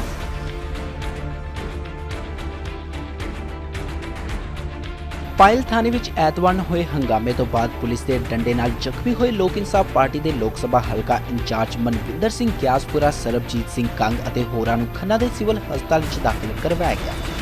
ਅੱਜ ਉਹਨਾਂ ਦਾ ਹਾਲ ਜਾਣਨ ਦੇ ਲਈ ਪਾਰਟੀ ਪ੍ਰਮੁੱਖ ਸਿਮਰਜੀਤ ਸਿੰਘ ਬੈਂਸ ਪੁੱਜੇ। ਉਹਨਾਂ ਨੇ ਕਿਹਾ ਕਿ 1984 ਵਿੱਚ ਸਿੱਖਾਂ ਦੀ ਆਵਾਜ਼ ਬਣ ਕੇ ਆਪਣਾ ਸਭ ਕੁਝ ਗਵਾ ਦੇਣ ਵਾਲੇ ਗਿਆਸਪੁਰਾ ਤੇ ਪੁਲਿਸ ਨੇ ਬਹੁਤ ਤਸ਼ੱਦਦ ਕੀਤਾ। ਦੇਖੋ ਖੰਨਾ ਤੋਂ ਸੰਜੇ ਸੈਣੀ ਦੀ ਰਿਪੋਰਟ। ਮਾਰ ਤੇ ਉਹ ਪਿੱਛੇ ਬਾਬਾ ਜੀ ਬੈਠੇ ਆ, ਸਤਿਕਾਰਯੋਗ ਸਰਦਾਰ ਬਲਵੀਰ ਸਿੰਘ ਜੀ ਐਂਡ ਤੁਸੀਂ ਉਹ ਵੀਡੀਓ ਦੇਖਿਆ। ਇਹ ਬਜ਼ੁਰਗ ਆ ਕੇ ਭੁੰਜੇ ਬੈਠਦੇ ਆ ਤੇ ਇੱਕ ਥਾਣੇਦਾਰ ਇਹਨਾਂ ਦੀ ਪਗੜੀ ਲਾਉਂਦਾ ਤੇ ਦੂਸਰਾ ਪਗੜੀ ਦੇ ਉੱਤੇ ਆ ਕੇ ਠੁੱਡਾ ਮਾਰਦਾ। ਇਹ ਪੰਜਾਬ ਦੇ ਅੰਦਰ ਦਸਤਾਰ ਦੀ ਰਿਸਪੈਕਟ ਤੇ ਸਤਿਕਾਰ ਹੈਗਾ। ਐਂਡ ਹਜੇ ਤੱਕ ਰਾਤ ਮੇਰੀ ਐਸਐਸਪੀ ਨਾਲ ਗੱਲ ਹੋਈ, ਮੈਂ ਬੰਦੇ ਛੱਡਦਾ ਜੀ, ਬਾਬਾ ਜੀ ਨੂੰ ਜਦੋਂ ਵੀਡੀਓ ਵਾਇਰਲ ਹੋ ਗਿਆ ਤੇ ਬਾਬਾ ਜੀ ਹੋਰਾਂ ਨੂੰ ਜਾ ਕੇ ਤੜਕੇ 5:30 ਵਜੇ ਥਾਣੇ 'ਚੋਂ ਛੱਡਦੇ ਆ। ਹਜੇ ਤੱਕ ਕੋਈ ਸਟੇਟਮੈਂਟ ਰਿਕਾਰਡ ਕਰਨ ਵਾਸਤੇ ਨਹੀਂ ਆਇਆ ਕੋਈ ਬੰਦਾ ਪੁਲਿਸ ਦਾ। ਜਦ ਕਿ ਸਵੇਰੇ ਫਿਰ ਮੇਰੀ ਐਸਐਸਪੀ ਨਾਲ ਗੱਲ ਹੋਈ ਵੀ ਤੁਸੀਂ ਕਮ ਸੇ ਕਮ ਸਟੇਟਮੈਂਟ ਰਿਕਾਰਡ ਕਰਾਓ। ਮੀਡੀਆ ਦੇ ਉੱਤੇ ਸਾਰਾ ਕੁਝ ਲਾਈਵ ਵੀਡੀਓ ਆ ਗਏ, ਹਜੇ ਵੀ ਕਿਸੇ ਗੱਲ ਦੀ ਕਸਰ ਹੈ। ਐਸਐਸਪੀ ਸਾਹਿਬ ਨੇ ਖੁਦ ਇਹ ਗੱਲ ਮੰਨੀ ਵੀ ਹਾਂ ਇਹ ਦਸਤਾਰ ਵਾਲੀ ਗੱਲ ਬਹੁਤ ਅਤਿਅੰਤ ਮਾੜੀ ਹੋਈ ਆ। ਦੋਸਤੋ, ਕੀ ਮੋਤਵਰ ਲੋਕ ਮਾਤੜ ਗਰੀਬ ਲੋਕਾਂ ਦੀ ਮਦਦ ਲਈ ਥਾਣੇ ਜਾਣਾ ਬੰਦ ਕਰ ਦੇਣ? ਕੀ ਅੱਜ ਕਾਂਗਰਸ ਸੱਤਾ ਦੇ ਹੰਕਾਰ ਦੇ ਵਿੱਚ ਐਡੀ ਅੰਨੀ ਹੋ ਗਈ? ਜਿਹੜੇ ਥਾਣੇ ਦੇ ਅੰਦਰ ਇਹ ਸਾਰਾ ਘਿਨਾਉਣਾ ਕਾਂਡ ਹੋਇਆ, ਉਹ ਥਾਣੇ ਦਾ ਐਸਐਚਓ ਖੁਦ ਨਹੀਂ ਇਹ ਕੁਝ ਕਰ ਰਿਹਾ। ਜਿਹੜਾ ਜਾਤ ਦਾ ਨਾਮ ਲੈ ਕੇ ਨੀਚ ਹਰਕਤ ਕਰਦੇ ਹੋਏ, ਮਾਂ ਭੈਣ ਦੀਆਂ ਗਾਲਾਂ ਕੱਢਦੇ ਹੋਏ ਗਲ 'ਚ ਰੱਸੀ ਪਾਉਂਦਾ, ਉਹ ਐਸਐਚਓ ਕਿਸੇ ਹੋਰ ਥਾਣੇ ਦਾ ਕਰਨੈਲ ਸਿੰਘ ਨਾਮ ਹੈ ਉਹਦਾ, ਮਲੌਦ ਥਾਣੇ ਦਾ ਐਸਐਚਓ ਕਰਨੈਲ ਸਿੰਘ। ਮਤਲਬ ਕਿ ਸਪਸ਼ਟ ਆ ਕਿ ਸੱਤਾਧਾਰੀ ਲੋਕਲ ਐਮਐਲਏ ਜਿਹਦੇ ਲੋਕਾਂ ਦਾ ਸਪੋਰਟ ਲੋਕ ਇਨਸਾਫ ਪਾਰਟੀ ਨਾਲ ਆ, ਤੇ ਇੱਕ ਟੈਰਰ ਫੈਲਾਉਣ ਵਾਸਤੇ, ਦਹਿਸ਼ਤ ਫੈਲਾਉਣ ਵਾਸਤੇ ਕਿ ਲੋਕ ਮਨਿੰਦਰ ਗਿਆਸਪੁਰਾ ਤੇ ਲੋਕ ਇਨਸਾਫ ਪਾਰਟੀ ਨਾਲ ਨਾ ਜੁੜਨ, ਕਰਨੈਲ ਸਿੰਘ ਨੂੰ ਚੁਣਿਆ ਗਿਆ। ਜਦ ਕਿ ਉਹ ਉਸ ਥਾਣੇ ਦੇ ਐਸਐਚਓ ਨਹੀਂ, ਉਹ ਮਲੌਦ ਥਾਣੇ ਦੇ ਐਸਐਚਓ ਆ। ਪ੍ਰੀ ਪਲਾਨਡ ਤਰੀਕੇ ਨਾਲ ਕਰਨੈਲ ਸਿੰਘ ਨੂੰ ਭੇਜਿਆ ਗਿਆ ਕਿ ਇੱਕ ਦਹਿਸ਼ਤ ਦਾ ਮਾਹੌਲ ਪੈਦਾ ਕਰੋ, ਕੁੱਟਮਾਰ ਕਰੋ, ਦਸਤਾਰ ਪੈਰਾਂ 'ਚ ਰੋੜੋ, ਮਨਿੰਦਰ ਗਿਆਸਪੁਰੇ ਦਾ ਹਾਥੀਆ ਪੜ ਦਿਓ, ਗਲ 'ਚ ਰੱਸੀ ਪਾ ਕੇ ਕਿਹਨੂੰ ਐਦਾਂ ਦੇ ਡਰ ਤੇ ਖੌਫ ਵਾਲੇ। ਪਰ ਦੋਸਤੋ, ਮੰਨੂ ਸਾਡੀ ਦਾਤਰੀ, ਅਸੀਂ ਮੰਨੂ ਦੇ ਸੋਏ, ਜਿਉਂ-ਜਿਉਂ ਮੰਨੂ ਵੜਦਾ ਅਸੀਂ ਧੂਣ ਸਵਾਏ ਹੋਏ ਸੀ। ਇਹਨਾਂ ਦੇ ਕਿਸੇ ਜ਼ਬਰ ਜ਼ੁਲਮ ਤੋਂ ਡਰਨ ਵਾਲੇ ਨਹੀਂ। ਅਸੀਂ ਜਿੱਥੇ ਕਰਪਸ਼ਨ ਹੋਏਗੀ, ਜਿੱਥੇ ਗਰੀਬ ਦੇ ਨਾਲ ਅਨਿਆਂ ਹੋਏਗਾ, ਮੇਰੇ ਸਮੇਤ, ਮਨਵਿੰਦਰ ਹੋਰਾਂ ਦੇ ਸਮੇਤ ਸਾਡੇ ਸਾਰੇ ਮੈਂਬਰਾਂ ਦਾ ਪਹਿਲਾ ਫਰਜ਼ ਤੇ ਡਿਊਟੀ ਹੈ ਕਿ ਅਸੀਂ ਉਹ ਅਫਸਰ ਕੋਈ ਹੋਵੇ ਕਿਸੇ ਵੀ ਕੀਮਤ ਦੇ ਉੱਤੇ ਬਖਸ਼ਾਂਗੇ ਨਹੀਂ। ਐਫਆਈਆਰ ਦਰਜ ਕਰਾਵਾਂਗੇ, ਐਫਆਈਆਰ ਦਰਜ ਕਰਾਉਣ ਤੋਂ ਬਾਅਦ ਤੁਰੰਤ ਗ੍ਰਿਫਤਾਰੀ। ਐਂਡ ਜੇ ਗ੍ਰਿਫਤਾਰੀ ਨਹੀਂ, ਸਾਡੇ ਕੋਲੇ ਡੈਮੋਕ੍ਰੈਟਿਕ ਰਾਈਟ, ਸਾਡੇ ਕੋਲੇ ਅਧਿਕਾਰ ਹੈਗਾ। ਸਾਨੂੰ ਪਤਾ ਵੀ ਇਹਨਾਂ ਵਿਗੜੇ ਤਿਗੜੇ ਅਫਸਰਾਂ ਤੋਂ ਕੰਮ ਕਿਵੇਂ ਕਰਾਉਣੇ ਆ। ਅਸੀਂ ਕੋਈ ਆਟੇ ਦੇ ਦੀਵੇ ਨਹੀਂ ਵੀ ਸਾਨੂੰ ਕਾਂ ਹੀ ਚੱਕੀ ਫਿਰਨ ਤੇ ਜਾਂ ਚੂਹੇ ਚੱਕੀ ਫਿਰਨ। ਸਾਨੂੰ ਪਤਾ ਹੈ ਕਿ ਜ਼ਬਰ ਜ਼ੁਲਮ ਕਰਨ ਵਾਲੇ ਅਫਸਰਾਂ ਦੇ ਨਾਲ ਕਿੱਦਾਂ ਨਿਬੜੀਦਾ। ਸੋ ਬੜਾ ਅਤਿਅੰਤ ਮੰਦਭਾਗਾ, ਅੱਜ 5 ਜਣੇ 4 ਬੰਦੇ ਰਾਤ ਦੇ ਦਾਖਲ ਹੈਗੇ ਆ। ਤੁਸੀਂ ਦੇਖ ਸਕਦੇ ਹੋ ਕੁੱਟ-ਕੁੱਟ ਕੇ ਛੱਲੀਆਂ ਜਿਵੇਂ ਕੁੱਟੀ ਦੀਆਂ ਨੀਲ ਪਾਏ ਪਏ 5 ਜਣਿਆਂ ਦੇ, ਤੇ ਉਹ ਬਜ਼ੁਰਗ ਉਹਨਾਂ ਦੀ ਦਸਤਾਰ ਉਤਾਰੀ ਤੇ ਨਾਲ ਉਹਨਾਂ ਦੇ ਕੇਸ ਪੱਟੇ ਗਏ। ਜਿਹੜਾ ਕਿ ਮੈਡੀਕਲ ਦੇ ਵਿੱਚ ਵੀ ਡਾਕਟਰ ਸਾਹਿਬ ਨੇ ਆ ਕੇ ਸਾਰਾ ਚੈੱਕ ਕਰ ਲਿਆ ਵੀ ਸਿਰ ਦੇ ਕੇਸ ਪੱਟੇ, ਕੇਸਾਂ ਦੀ ਬੇਅਦਬੀ, ਦਸਤਾਰ ਦੀ ਬੇਅਦਬੀ ਐਂਡ ਜਾਤ ਦਾ ਨਾਮ ਲੈ ਕੇ ਜਾਨੋਂ ਮਾਰਨ ਦੀ ਨੀਅਤ ਦੇ ਨਾਲ ਹਮਲਾ। ਸੋ ਅਸੀਂ ਇਹ ਸਾਰਾ ਜਿਹੜਾ ਐਫਆਈਆਰ ਵੀ ਦਰਜ ਕਰਾਵਾਂਗੇ। ਦੋਸ਼ੀ ਅਫਸਰ ਜਿੰਨੀ ਦੇਰ ਤੱਕ ਫੜ ਨਹੀਂ ਹੁੰਦੇ ਤੇ ਅਸੀਂ ਮਤ ਸੋਚੇ ਜ਼ਿਲ੍ਹੇ ਦੀ ਐਡਮਿਨਿਸਟ੍ਰੇਸ਼ਨ ਕਿ ਅਸੀਂ ਇਹਨਾਂ ਨੂੰ ਛੱਡ ਦਿਆਂਗੇ। ਇਹ ਤਾਂ ਰਾਹ ਪੈ ਗਿਆ ਨਾ, ਅੱਜ ਇੱਕ ਥਾਣੇ ਦਾ ਐਸਐਚਓ ਕਰਦਾ, ਕੱਲ੍ਹ ਨੂੰ ਦੂਜਾ ਕਰ ਲਊਗਾ। ਸੋ ਅਸੀਂ ਇਹ ਰਸਤੇ ਨੂੰ ਬੰਦ ਕਰਨ ਵਾਸਤੇ ਲੋਕਾਂ ਦੀ ਲਾਮਬੰਦੀ ਕਰਕੇ ਜਿਹੜੇ ਕਰਪਟ ਅਫਸਰ ਹੈਗੇ ਆ, ਔਰ ਇਹ ਜਿਹੜੇ ਪੋਲੀਟੀਸ਼ੀਅਨ ਦੇ ਇਸ਼ਾਰਿਆਂ ਦੇ ਉੱਤੇ, ਸੱਤਾਧਾਰੀ ਐਮਐਲਏ ਦੇ ਇਸ਼ਾਰੇ ਦੇ ਉੱਤੇ ਜਾਂ ਉਹਨਾਂ ਦੇ ਗੁਰਗਿਆਂ ਦੇ ਇਸ਼ਾਰਿਆਂ ਦੇ ਉੱਤੇ ਲੋਕਾਂ ਦੇ ਜ਼ਬਰ ਜ਼ੁਲਮ ਢਾਉਂਦੇ ਆ, ਕਦੇ ਵੀ ਬਰਦਾਸ਼ਤ ਨਹੀਂ ਕਰਾਂਗੇ। ਐਸਾ ਮੈਨੂੰ ਅਕਾਲ ਤਖਤ ਸਾਹਿਬ ਦਾ ਵੀ ਲੈ ਕੇ ਜਾਓਗੇ ਕਿ ਬੇਅਦਬੀ ਹੋਈ ਹੈ? 101% ਲੈ ਕੇ ਜਾਵਾਂਗੇ, ਕਿਉਂ ਨਹੀਂ ਲੈ ਕੇ ਜਾਵਾਂਗੇ। ਇੱਕ ਉਹ ਦੋਸਤ ਮੈਂ ਪਹਿਲਾਂ ਕਿਹਾ ਜਿਹਦੇ ਪ੍ਰਤੀ ਦਾ ਵੈਸੇ ਹੀ ਸਾਡੇ ਪੰਜਾਬੀ ਕੌਮ ਦੇ ਮਨਾਂ ਦੇ ਵਿੱਚ ਅਥਾਹ ਪਿਆਰ ਤੇ ਰਿਸਪੈਕਟ ਹੈਗੀ ਆ। 84 ਇਹਨਾਂ ਨੇ ਕੀ ਲੈਣਾ ਸੀ? ਆਪਣੀ ਨੌਕਰੀ, ਮੇਰਾ ਖਿਆਲ 1.25 ਲੱਖ 1.5 ਲੱਖ ਰੁਪਈਆ ਮਹੀਨਾ ਦੀ ਨੌਕਰੀ, ਤੇ ਪਰਿਵਾਰ, ਨਾ ਬੱਚਿਆਂ ਦੀ ਪੜ੍ਹਾਈ ਰਹੀ ਤੇ ਨਾ ਪਰਿਵਾਰ ਤੇ ਨਾ ਨੌਕਰੀ ਰਹੀ। ਐਸੀ ਸ਼ਖਸੀਅਤ ਪ੍ਰਤੀ ਦਾ ਵੈਸੇ ਹੀ ਇੱਕ ਰਿਸਪੈਕਟ ਦਾ ਮਾਹੌਲ ਬਣ ਜਾਂਦਾ ਵੀ ਨਹੀਂ ਯਾਰ। ਸੋ ਅਸੀਂ ਕਾਨੂੰਨੀ ਲੜਾਈ ਲੜਦੇ ਹੋਏ ਜਿਹੜਾ ਦਸਤਾਰ ਤੇ ਕਕਾਰਾਂ ਦਾ ਬੇਅਦਬੀ ਹੈਗੀ ਆ, ਉਹ ਮਸਲਾ ਅਸੀਂ ਜ਼ਰੂਰ ਅਕਾਲ ਤਖਤ ਸਾਹਿਬ ਦੇ ਜਥੇਦਾਰ ਦੇ ਧਿਆਨ 'ਚ ਲਿਆ ਕੇ ਉੱਥੋਂ ਵੀ ਕਾਰਵਾਈ ਦੀ ਮੰਗ ਕਰਾਂਗੇ। ਜੇਕਰ ਤੁਹਾਡੀ ਨਹੀਂ ਸੁਣਵਾਈ ਹੁੰਦੀ ਤਾਂ ਅਗਲਾ ਸਟੈਪ ਕੀ ਹੋਵੇਗਾ? ਸਾਡੀ ਸੁਣਵਾਈ ਨਹੀਂ ਹੋਊਗੀ। ਸਾਡੇ ਕੋਲ ਡੈਮੋਕ੍ਰੈਟਿਕ ਰਾਈਟ ਹੈਗਾ, ਅਸੀਂ ਸੜਕ ਤੇ ਧਰਨਾ ਲਾਉਣਾ ਵੀ ਜਾਣਦੇ ਹਾਂ, ਅਸੀਂ ਅਫਸਰਾਂ ਦੇ ਚਿਹਰੇ ਬੇਨਕਾਬ ਕਰਨਾ ਵੀ ਜਾਣਦੇ ਹਾਂ, ਤੇ ਅਸੀਂ ਹਾਈ ਕੋਰਟ ਵੀ ਜਾਣਦੇ ਹਾਂ ਜਾਣਾ। ਇਹ ਮਤ ਸੋਚਣ ਕਿ ਇਹ ਲੋਕ ਬਚ ਜਾਣਗੇ। ਅਸੀਂ SC ST ਕਮਿਸ਼ਨ ਜਾਣਾ ਵੀ ਜਾਣਦੇ ਹਾਂ। ਐਂਡ ਇਹ ਕੋਈ ਅਫਸਰ ਸੋਚ ਲਵੇ, ਚਾਹੇ ਉਹ SSP ਆ, ਚਾਹੇ ਉਹ DSP ਆ, SP ਆ ਜਾਂ SHO ਆ, ਉਹ ਸੋਚ ਲੈਣ ਵੀ ਅਸੀਂ ਕਰ ਲਿਆ ਤੇ ਚੁੱਪ ਕਰਕੇ ਬੈਠ ਜਾਣਗੇ। ਅਸੀਂ ਕੀਤੇ ਜੁਰਮਾਂ ਦੀ ਸਜ਼ਾ ਦਵਾ ਕੇ ਹਟਾਂਗੇ। ਜਿਹੜਾ ਤੁਹਾਡੇ ਤੇ ਮੁਕੱਦਮਾ ਦਰਜ ਕੀਤਾ ਗਿਆ ਉਹਦਾ ਕੀ ਰੱਦ ਕਰਾਉਣ ਲਈ ਕਰੇਗਾ, ਕੀ ਕਰੇਗਾ? ਤੋ ਹੁਣ ਤਾਂ ਮੇਰਾ ਖਿਆਲ ਮੀਡੀਆ ਟ੍ਰਾਇਲ ਹੋ ਗਿਆ, ਮੀਡੀਆ ਨੇ ਆਪਣੇ ਕੈਮਰਿਆਂ ਦੇ ਵਿੱਚ ਸਾਰਾ ਕੁਝ ਬੰਦ ਕਰਕੇ ਲੋਕਾਂ ਦੀ ਕਚਹਿਰੀ 'ਚ ਪੇਸ਼ ਕਰ ਦਿੱਤਾ ਤੇ ਪੁਲਿਸ ਹਜੇ ਵੀ ਪੀੜਤ ਲੋਕਾਂ ਦੇ ਉੱਤੇ FIR ਦੇਵੇ, ਉਲਟਾ ਚੋਰ ਕੋਤਵਾਲ ਕੋ ਡਾਂਟੇ। ਸੋ ਇਹ ਜਿਹੜੇ ਸਾਡੇ ਤੇ ਮੁਕੱਦਮੇ ਆ ਉਹ ਅਸੀਂ ਜਾਣਦੇ ਆ, ਉਹ ਮੁਕੱਦਮਿਆਂ ਦਾ ਹੱਲ ਕਿੱਦਾਂ ਕਰਾਉਣਾ, ਪਰ ਜਿਹੜੇ ਦੋਸ਼ੀ ਅਫਸਰ ਹੈਗੇ ਆ ਨਾ, ਜਿਨ੍ਹਾਂ ਨੇ ਕਾਤਲਾਨਾ ਹਮਲਾ ਕਰਦੇ ਹੋਏ ਕਕਾਰਾਂ ਦਾ ਅਪਮਾਨ ਤੇ ਬੇਅਦਬੀ ਕਰਦੇ ਹੋਏ ਜਾਤ ਪ੍ਰਤੀ ਭੱਦੀਆਂ ਗਾਲਾਂ ਕੱਢੀਆਂ ਨੇ ਜਾਤ ਦਾ ਨਾਮ ਲੈ ਕੇ, ਉਹਨਾਂ ਵਿਰੁੱਧ ਬਣਦੀਆਂ ਧਾਰਾਵਾਂ ਤਹਿਤ ਕਾਰਵਾਈ ਲਾਜ਼ਮੀ ਕਰਾਵਾਂ। ਬੈਂਸ ਸਾਹਿਬ, ਜਿਵੇਂ ਕਿ ਜਿਹੜੇ ਪੁਲਿਸ ਅਫਸਰ ਨੇ ਉਹ ਕਹਿ ਰਹੇ ਨੇ ਪਹਿਲਾਂ ਸਾਡੇ ਤੇ ਇਹਨਾਂ ਨੇ ਹਮਲਾ ਕਰਨ ਦੀ ਕੋਸ਼ਿਸ਼ ਉਹ ਦਿਖਾ ਦੇਣ ਵੀਡੀਓ ਕੋਈ। ਜੇ ਪੁਲਿਸ ਨੇ, ਤੁਸੀਂ ਸਮਝ ਸਕਦੇ ਹੋ, ਇੱਕ ਬੰਦਾ ਥਾਣੇ ਦੇ ਅੰਦਰ ਜਾਵੇ, ਉਹ ਪੁਲਿਸ ਦੇ ਉੱਤੇ ਹਮਲਾ ਕਰ ਸਕਦਾ? ਇੱਕ ਮੋਤਬਰ ਬੰਦਾ ਥਾਣੇ ਦੇ ਅੰਦਰ, ਥਾਣੇ SHO ਦੇ ਕਹਿਣ ਦੇ ਉੱਤੇ ਅੰਦਰ ਜਾਂਦਾ ਵੀ ਬੈਠ ਕੇ ਮਸਲੇ ਦਾ ਹੱਲ ਕਰਦੇ ਆ, ਕੀ ਉਹ ਇਸ ਸਥਿਤੀ ਦੇ ਵਿੱਚ ਜਾਂ ਉਹਦੀ ਮਾਨਸਿਕਤਾ ਹੋ ਸਕਦੀ ਹੈ ਵੀ ਉਹ ਕਿਸੇ ਪੁਲਿਸ ਅਫਸਰ ਜਾਂ ਮੁਲਾਜ਼ਮ ਦੇ ਉੱਤੇ ਕੋਈ ਹਮਲਾ ਕਰੇ? ਹੁਣ ਤਾਂ ਆਪਣੀ ਚਮੜੀ ਬਚਾਉਣ ਵਾਸਤੇ ਇਹ ਤਰ੍ਹਾਂ ਦੇ ਬਿਆਨ ਦੇਣਗੇ। ਉਹ ਲੋਕ ਸਭ ਸਮਝਦੇ ਆ ਕਿ ਪੁਲਿਸ ਕਿੰਨੀ ਕੁ ਜਿਹੜੀ ਡਿਸਪਲਿਨਡ ਹੈਗੀ ਆ। ਇਹ ਚੋਰ ਤੇ ਡਕੈਤ ਇਕੱਠੇ ਹੋਏ ਖਾਕੀ ਦੇ ਵਿੱਚ, ਇਹਨਾਂ ਚੋਰਾਂ ਤੇ ਡਕੈਤਾਂ ਨੂੰ ਡਰ ਹੀ ਸਿਰਫ ਤੇ ਸਿਰਫ ਲੋਕ ਇਨਸਾਫ ਪਾਰਟੀ ਤੋਂ ਲੱਗਦਾ, ਕਿਉਂਕਿ ਅਸੀਂ ਹਰ ਉਸ ਗਰੀਬ ਦੇ ਨਾਲ ਜਿਹੜਾ ਸੱਚਾ ਹੈਗਾ, ਜਿਹਦੇ ਨਾਲ ਧੱਕਾ, ਉਹਦੇ ਨਾਲ ਖੜਨਾ ਸਾਡੀ ਪਾਰਟੀ ਦਾ ਸਿਧਾਂਤ ਹੈ। ਹੁਸ਼ਿਆਰਪੁਰ ਨੇੜਲੇ ਪਿੰਡ ਬੋਹਣ ਵਿੱਚ ਪਿਛਲੇ ਕਈ ਸਮੇਂ ਤੋਂ ਪਾਣੀ ਦੀ ਸਮੱਸਿਆ ਚੱਲ ਰਹੀ ਹੈ ਤੇ ਇਸ ਨੂੰ ਲੈ ਕੇ ਲੋਕਾਂ ਨੂੰ ਕਾਫੀ ਦਿੱਕਤਾਂ ਵੀ ਆ ਰਹੀਆਂ ਨੇ। ਕਈ ਵਾਰ ਲੋਕ ਉੱਚ ਅਧਿਕਾਰੀਆਂ ਨੂੰ ਕਹਿ ਚੁੱਕੇ ਨੇ, ਪਰ ਉਹਨਾਂ ਦੇ ਵੱਲੋਂ ਧਿਆਨ ਨਹੀਂ ਦਿੱਤਾ ਜਾ ਰਿਹਾ, ਜਿਸ ਤੋਂ ਤੰਗ ਆ ਕੇ ਥੱਕ ਹਾਰ ਕੇ ਲੋਕਾਂ ਦੇ ਵੱਲੋਂ ਪ੍ਰਦਰਸ਼ਨ ਕੀਤਾ ਗਿਆ। ਜ਼ਿਕਰ ਖਾਸ ਹੈ ਕਿ ਇਸ ਮੌਕੇ ਤੇ ਲੋਕਾਂ ਦਾ ਕਹਿਣਾ ਸੀ ਕਿ ਉਹਨਾਂ ਨੂੰ ਕਾਫੀ ਦਿੱਕਤਾਂ ਆ ਰਹੀਆਂ ਨੇ ਅਤੇ ਇਸ ਦਾ ਹੱਲ ਜਲਦ ਤੋਂ ਜਲਦ ਕੀਤਾ ਜਾਣਾ ਚਾਹੀਦਾ ਹੈ। ਖਬਰ ਹੁਸ਼ਿਆਰਪੁਰ ਨਜ਼ਦੀਕੀ ਪਿੰਡ ਬੋਹਨ ਤੋਂ ਹੈ, ਜਿੱਥੇ ਪਿਛਲੇ ਕਈ ਸਮੇਂ ਤੋਂ ਪਾਣੀ ਦੀ ਸਮੱਸਿਆ ਨੂੰ ਲੈ ਕੇ ਅੱਜ ਪਿੰਡ ਵਾਸੀਆਂ ਵੱਲੋਂ ਰੋਸ ਪ੍ਰਦਰਸ਼ਨ ਕੀਤਾ ਗਿਆ। ਪਿੰਡ ਵਾਸੀਆਂ ਨੇ ਕਿਹਾ ਕਿ ਪਿਛਲੇ ਕਾਫੀ ਲੰਬੇ ਸਮੇਂ ਤੋਂ ਉਹਨਾਂ ਦੇ ਪਿੰਡ 'ਚ ਪਾਣੀ ਦੀ ਸਮੱਸਿਆ ਚੱਲਦੀ ਆ ਰਹੀ ਹੈ, ਜਿਸ ਕਾਰਨ ਉਹਨਾਂ ਦੇ ਘਰਾਂ ਦਾ ਕੰਮਕਾਜ ਚਲਾਉਣਾ ਵੀ ਮੁਸ਼ਕਲ ਹੋਇਆ ਪਿਆ ਹੈ ਤੇ ਜਦੋਂ ਇਸ ਸੰਬੰਧੀ ਉੱਚ ਅਧਿਕਾਰੀਆਂ ਨਾਲ ਗੱਲਬਾਤ ਕੀਤੀ ਜਾਂਦੀ ਹੈ ਤਦ ਵੀ ਉਹਨਾਂ ਦੀ ਸਮੱਸਿਆ ਦਾ ਕੋਈ ਵੀ ਹੱਲ ਨਹੀਂ ਹੁੰਦਾ। ਉੱਥੇ ਹੀ ਜਦੋਂ ਟਿਊਬਵੈੱਲ ਆਪਰੇਟਰ ਦੇ ਨਾਲ ਗੱਲਬਾਤ ਕੀਤੀ ਗਈ ਤਾਂ ਉਹਨਾਂ ਨੇ ਕਿਹਾ ਕਿ ਟਿਊਬਵੈੱਲ ਦੀ ਮੋਟਰ 'ਚ ਖਰਾਬੀ ਹੋਣ ਕਰਕੇ ਪਾਣੀ ਦੀ ਸਮੱਸਿਆ ਆ ਰਹੀ ਹੈ ਤੇ ਮੋਟਰ ਨੂੰ ਠੀਕ ਕਰਵਾਇਆ ਗਿਆ ਹੈ ਅਤੇ ਜਲਦ ਹੀ ਪਿੰਡ ਵਾਸੀਆਂ ਦੀ ਸਮੱਸਿਆ ਦਾ ਹੱਲ ਕਰ ਦਿੱਤਾ ਜਾਵੇਗਾ। ਦੇਖੋ ਹੁਸ਼ਿਆਰਪੁਰ ਤੋਂ ਪੱਤਰਕਾਰ ਗੁਰਦੀਪ ਸਿੰਘ ਦੀ ਰਿਪੋਰਟ। ਕੀ ਨਾਮ ਹੈ ਜੀ? ਮੈਂ ਸਰਪੰਚ ਬੋਹਣ ਤੋਂ ਬਲਵਿੰਦਰ ਕੌਰ। ਕੀ ਸਮੱਸਿਆ ਅੱਜ ਹੋਈ ਜਿਹੜੀ ਅੱਜ ਇਕੱਠੇ ਹੋਣਾ ਪਿਆ? ਸਮੱਸਿਆ ਇਹ ਆ ਕਿ ਜੋ ਮੋਦੀ ਨੇ ਜੋ ਬਿੱਲ ਜੋ ਪਾਸ ਹੋਏ ਸੀ ਦੋ, ਤੇ ਸਮੱਸਿਆ ਹੈਗੀ ਕਿਸਾਨਾਂ ਦੀ ਤੇ ਆਮ ਜਨਤਾ ਦੀ ਵੀ ਹੈਗੀ ਆ, ਕਿਉਂਕਿ ਜਿਹੜੇ ਕਿਸਾਨ ਆ ਉਹ ਇੰਨੀ ਮਿਹਨਤ ਕਰਦੇ ਆ ਤੇ ਬਹੁਤ ਜਾਣ ਕੇ ਖਰਚੇ ਵੀ ਹੁੰਦੇ ਆ। ਜੇ ਉਹਨਾਂ ਨੂੰ ਉਹਨਾਂ ਦੀਆਂ ਜ਼ਰੂਰਤਾਂ ਦੇ ਅਨੁਸਾਰ ਜਾਣ ਕੇ ਨਹੀਂ ਉਹਨਾਂ ਨੂੰ ਕੋਈ ਪੈਸੇ ਜਾਂ ਮਿਲਦੇ ਤਾਂ ਉਹ ਉਹਨਾਂ ਲਈ ਜਾਣ ਕੇ ਬਹੁਤ ਮੁਸ਼ਕਲ ਆਉਂਦੀ ਆ। ਸਾਡੇ ਉਹਨਾਂ ਕਿਸਾਨਾਂ ਲਈ ਹੀ ਨਹੀਂ ਬਲਕਿ ਜਿਹੜੇ ਹੋਰ ਆਮ ਜਿਹੜੀ ਜਨਤਾ ਆ, ਹੋਰ ਜਿਹੜੇ ਹੈਗੇ ਲੋਕ, ਉਹਨਾਂ ਲਈ ਵੀ ਬਹੁਤ ਔਖਾ ਆ, ਕਿਉਂਕਿ ਬਾਕੀ ਜਿਹੜੀ ਦੂਸਰੀ ਸਮੱਸਿਆ ਉਹ ਸਾਡੀ ਪਾਣੀ ਦੀ ਆ।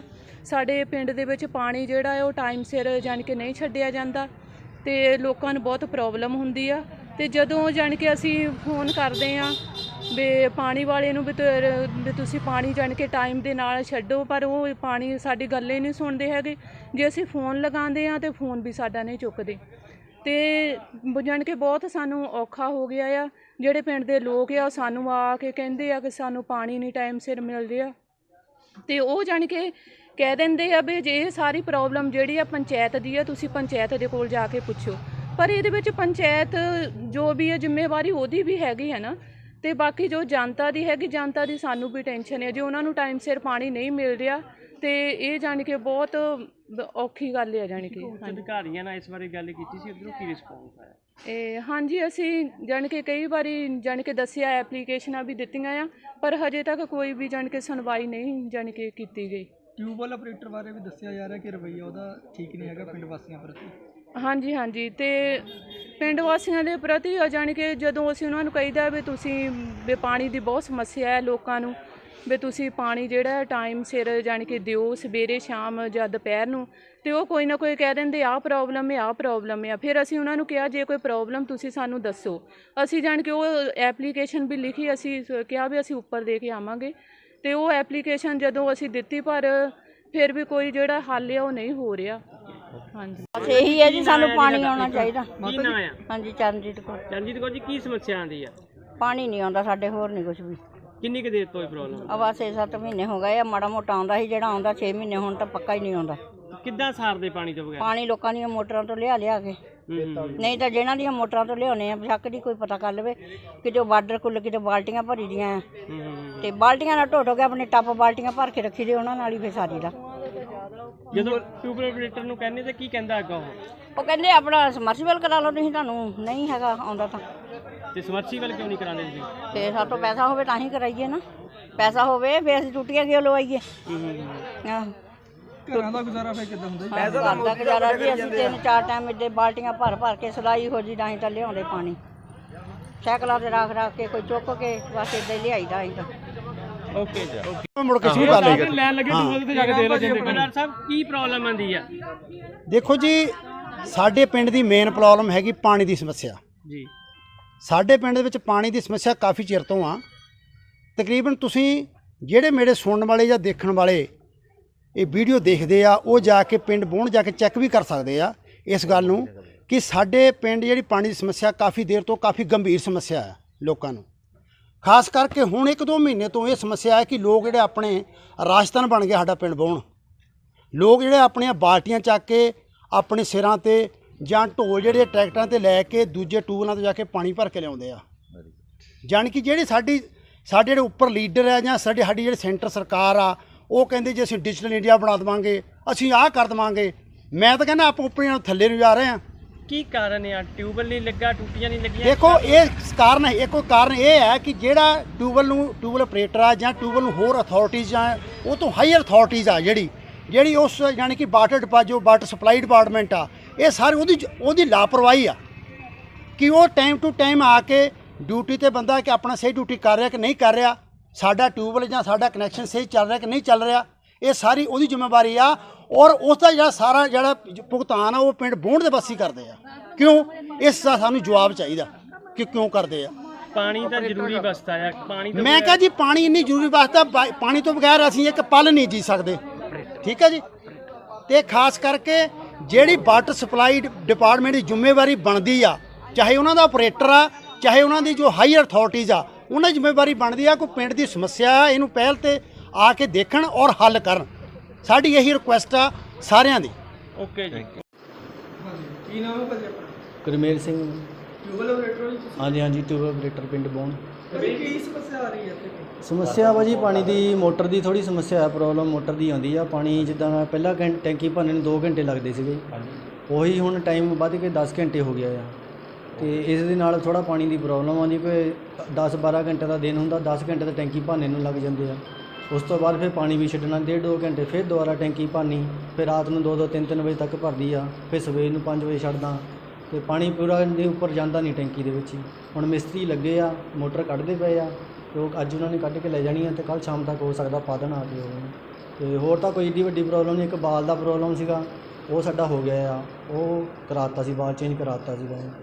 ਤੇ ਬਾਕੀ ਇੱਕ ਉੱਚੇ ਪਾਸੇ ਪਾਣੀ ਦੀ ਪ੍ਰੋਬਲਮ ਆਉਂਦੀ ਜ਼ਿਆਦਾ, ਜਿਹੜਾ ਉੱਚਾ ਪਾਸਾ ਉੱਥੇ ਪਾਣੀ ਘੱਟ ਜਾਂਦਾ, ਉਹਨਾਂ ਨੂੰ ਥੋੜ੍ਹੀ ਜ਼ਿਆਦਾ ਪ੍ਰੋਬਲਮ ਆਉਂਦੀ ਆ। ਉਹਨਾਂ ਦੇ 2-3 ਵਾਰੀ ਪਾਣੀ ਛੱਡੋ ਤਾਂ 2-4 ਬਾਲਟੀਆਂ ਜੇ 10 ਬਾਲਟੀਆਂ ਮਸੀਂ ਜਾਂਦੀਆਂ, ਤਾਂ ਉਹਨਾਂ ਨੂੰ ਪ੍ਰੋਬਲਮ ਥੋੜ੍ਹੀ ਜ਼ਿਆਦਾ ਆ ਪਾਣੀ ਦੀ। ਉਹ ਅਸੀਂ ਜਈ ਉਹਨਾਂ ਨਾਲ ਗੱਲ ਕੀਤੀ ਆ, ਉਹ ਕਹਿੰਦੇ ਸਾਨੂੰ ਐਕਸੀਅਨ ਤੋਂ ਫੋਨ ਕਰਾ ਦਿਓ ਵੀ ਅਸੀਂ ਤੁਹਾਡਾ ਜਿਹੜਾ ਉੱਚੇ ਪਾਸੇ ਜਿਹੜੇ ਬਾਲ ਲੱਗਦੇ ਸੈਟਿੰਗ ਕਰਕੇ ਪਾਣੀ ਉੱਧਰ ਵੀ ਚਾੜ ਦੇਵਾਂਗੇ। ਇੱਕ ਪਿੰਡ ਵਾਲਿਆਂ ਦੀ ਪ੍ਰੋਬਲਮ ਹੈ ਕਿ ਜਦੋਂ ਫੋਨ ਕਰਦੇ, ਫੋਨ ਤੇ ਸਹੀ ਰਿਸਪੌਂਸ ਨਹੀਂ ਦਿੰਦੇ ਜੀ। ਫੋਨ ਤੇ ਭਾਜੀ ਜੇ ਕਿਸੇ ਕੋਲ ਇਦਾਂ ਦੀ ਕੋਈ ਮਾੜੀ ਰਿਕਾਰਡਿੰਗ ਹੈਗੀ ਆ ਤਾਂ ਮੈਨੂੰ ਸੁਣਾ ਸਕਦਾ ਆ, ਪਰ ਮੈਂ ਤਾਂ ਸਾਰਿਆਂ ਨਾਲ ਚੰਗੀ ਗੱਲ ਕਰਦਾ ਜੀ। ਮੈਂ ਤਾਂ 12 ਸਾਲ ਹੋ ਗਏ ਮੈਨੂੰ ਲੱਗੇ ਨੂੰ, ਕੋਈ ਪ੍ਰੋਬਲਮ ਨਹੀਂ ਆਈ, ਕਿਸੇ ਦੀ ਕੋਈ ਸ਼ਿਕਾਇਤ ਨਹੀਂ ਹੈਗੀ। ਹੋਰ ਤਾਂ ਭਾਜੀ ਇਦਾਂ ਦੀ ਕੋਈ ਗੱਲ ਨਹੀਂ। ਦਿਨ ਦਿਹਾੜੇ ਲੁੱਟ ਦੀ ਵਾਰਦਾਤ ਨੂੰ ਅੰਜਾਮ ਦਿੱਤਾ ਗਿਆ ਹੈ। ਲੁਧਿਆਣਾ ਦੇ ਵਿੱਚ ਸਾਰੀ ਘਟਨਾ ਵਾਪਰੀ ਹੈ। ਇੱਥੇ ਹਥਿਆਰਾਂ ਦੀ ਨੋਕ ਤੇ 4 ਲੱਖ ਰੁਪਈਆਂ ਦੀ ਵੱਡੀ ਲੁੱਟ ਦੀ ਵਾਰਦਾਤ ਨੂੰ ਅੰਜਾਮ ਦੇ ਦਿੱਤਾ ਗਿਆ ਹੈ। ਫਿਲਹਾਲ ਪੁਲਿਸ ਮਾਮਲੇ ਦੀ ਜਾਂਚ ਪੜਤਾਲ ਕਰਨ ਦੇ ਵਿੱਚ ਲੱਗੀ ਹੋਈ ਹੈ।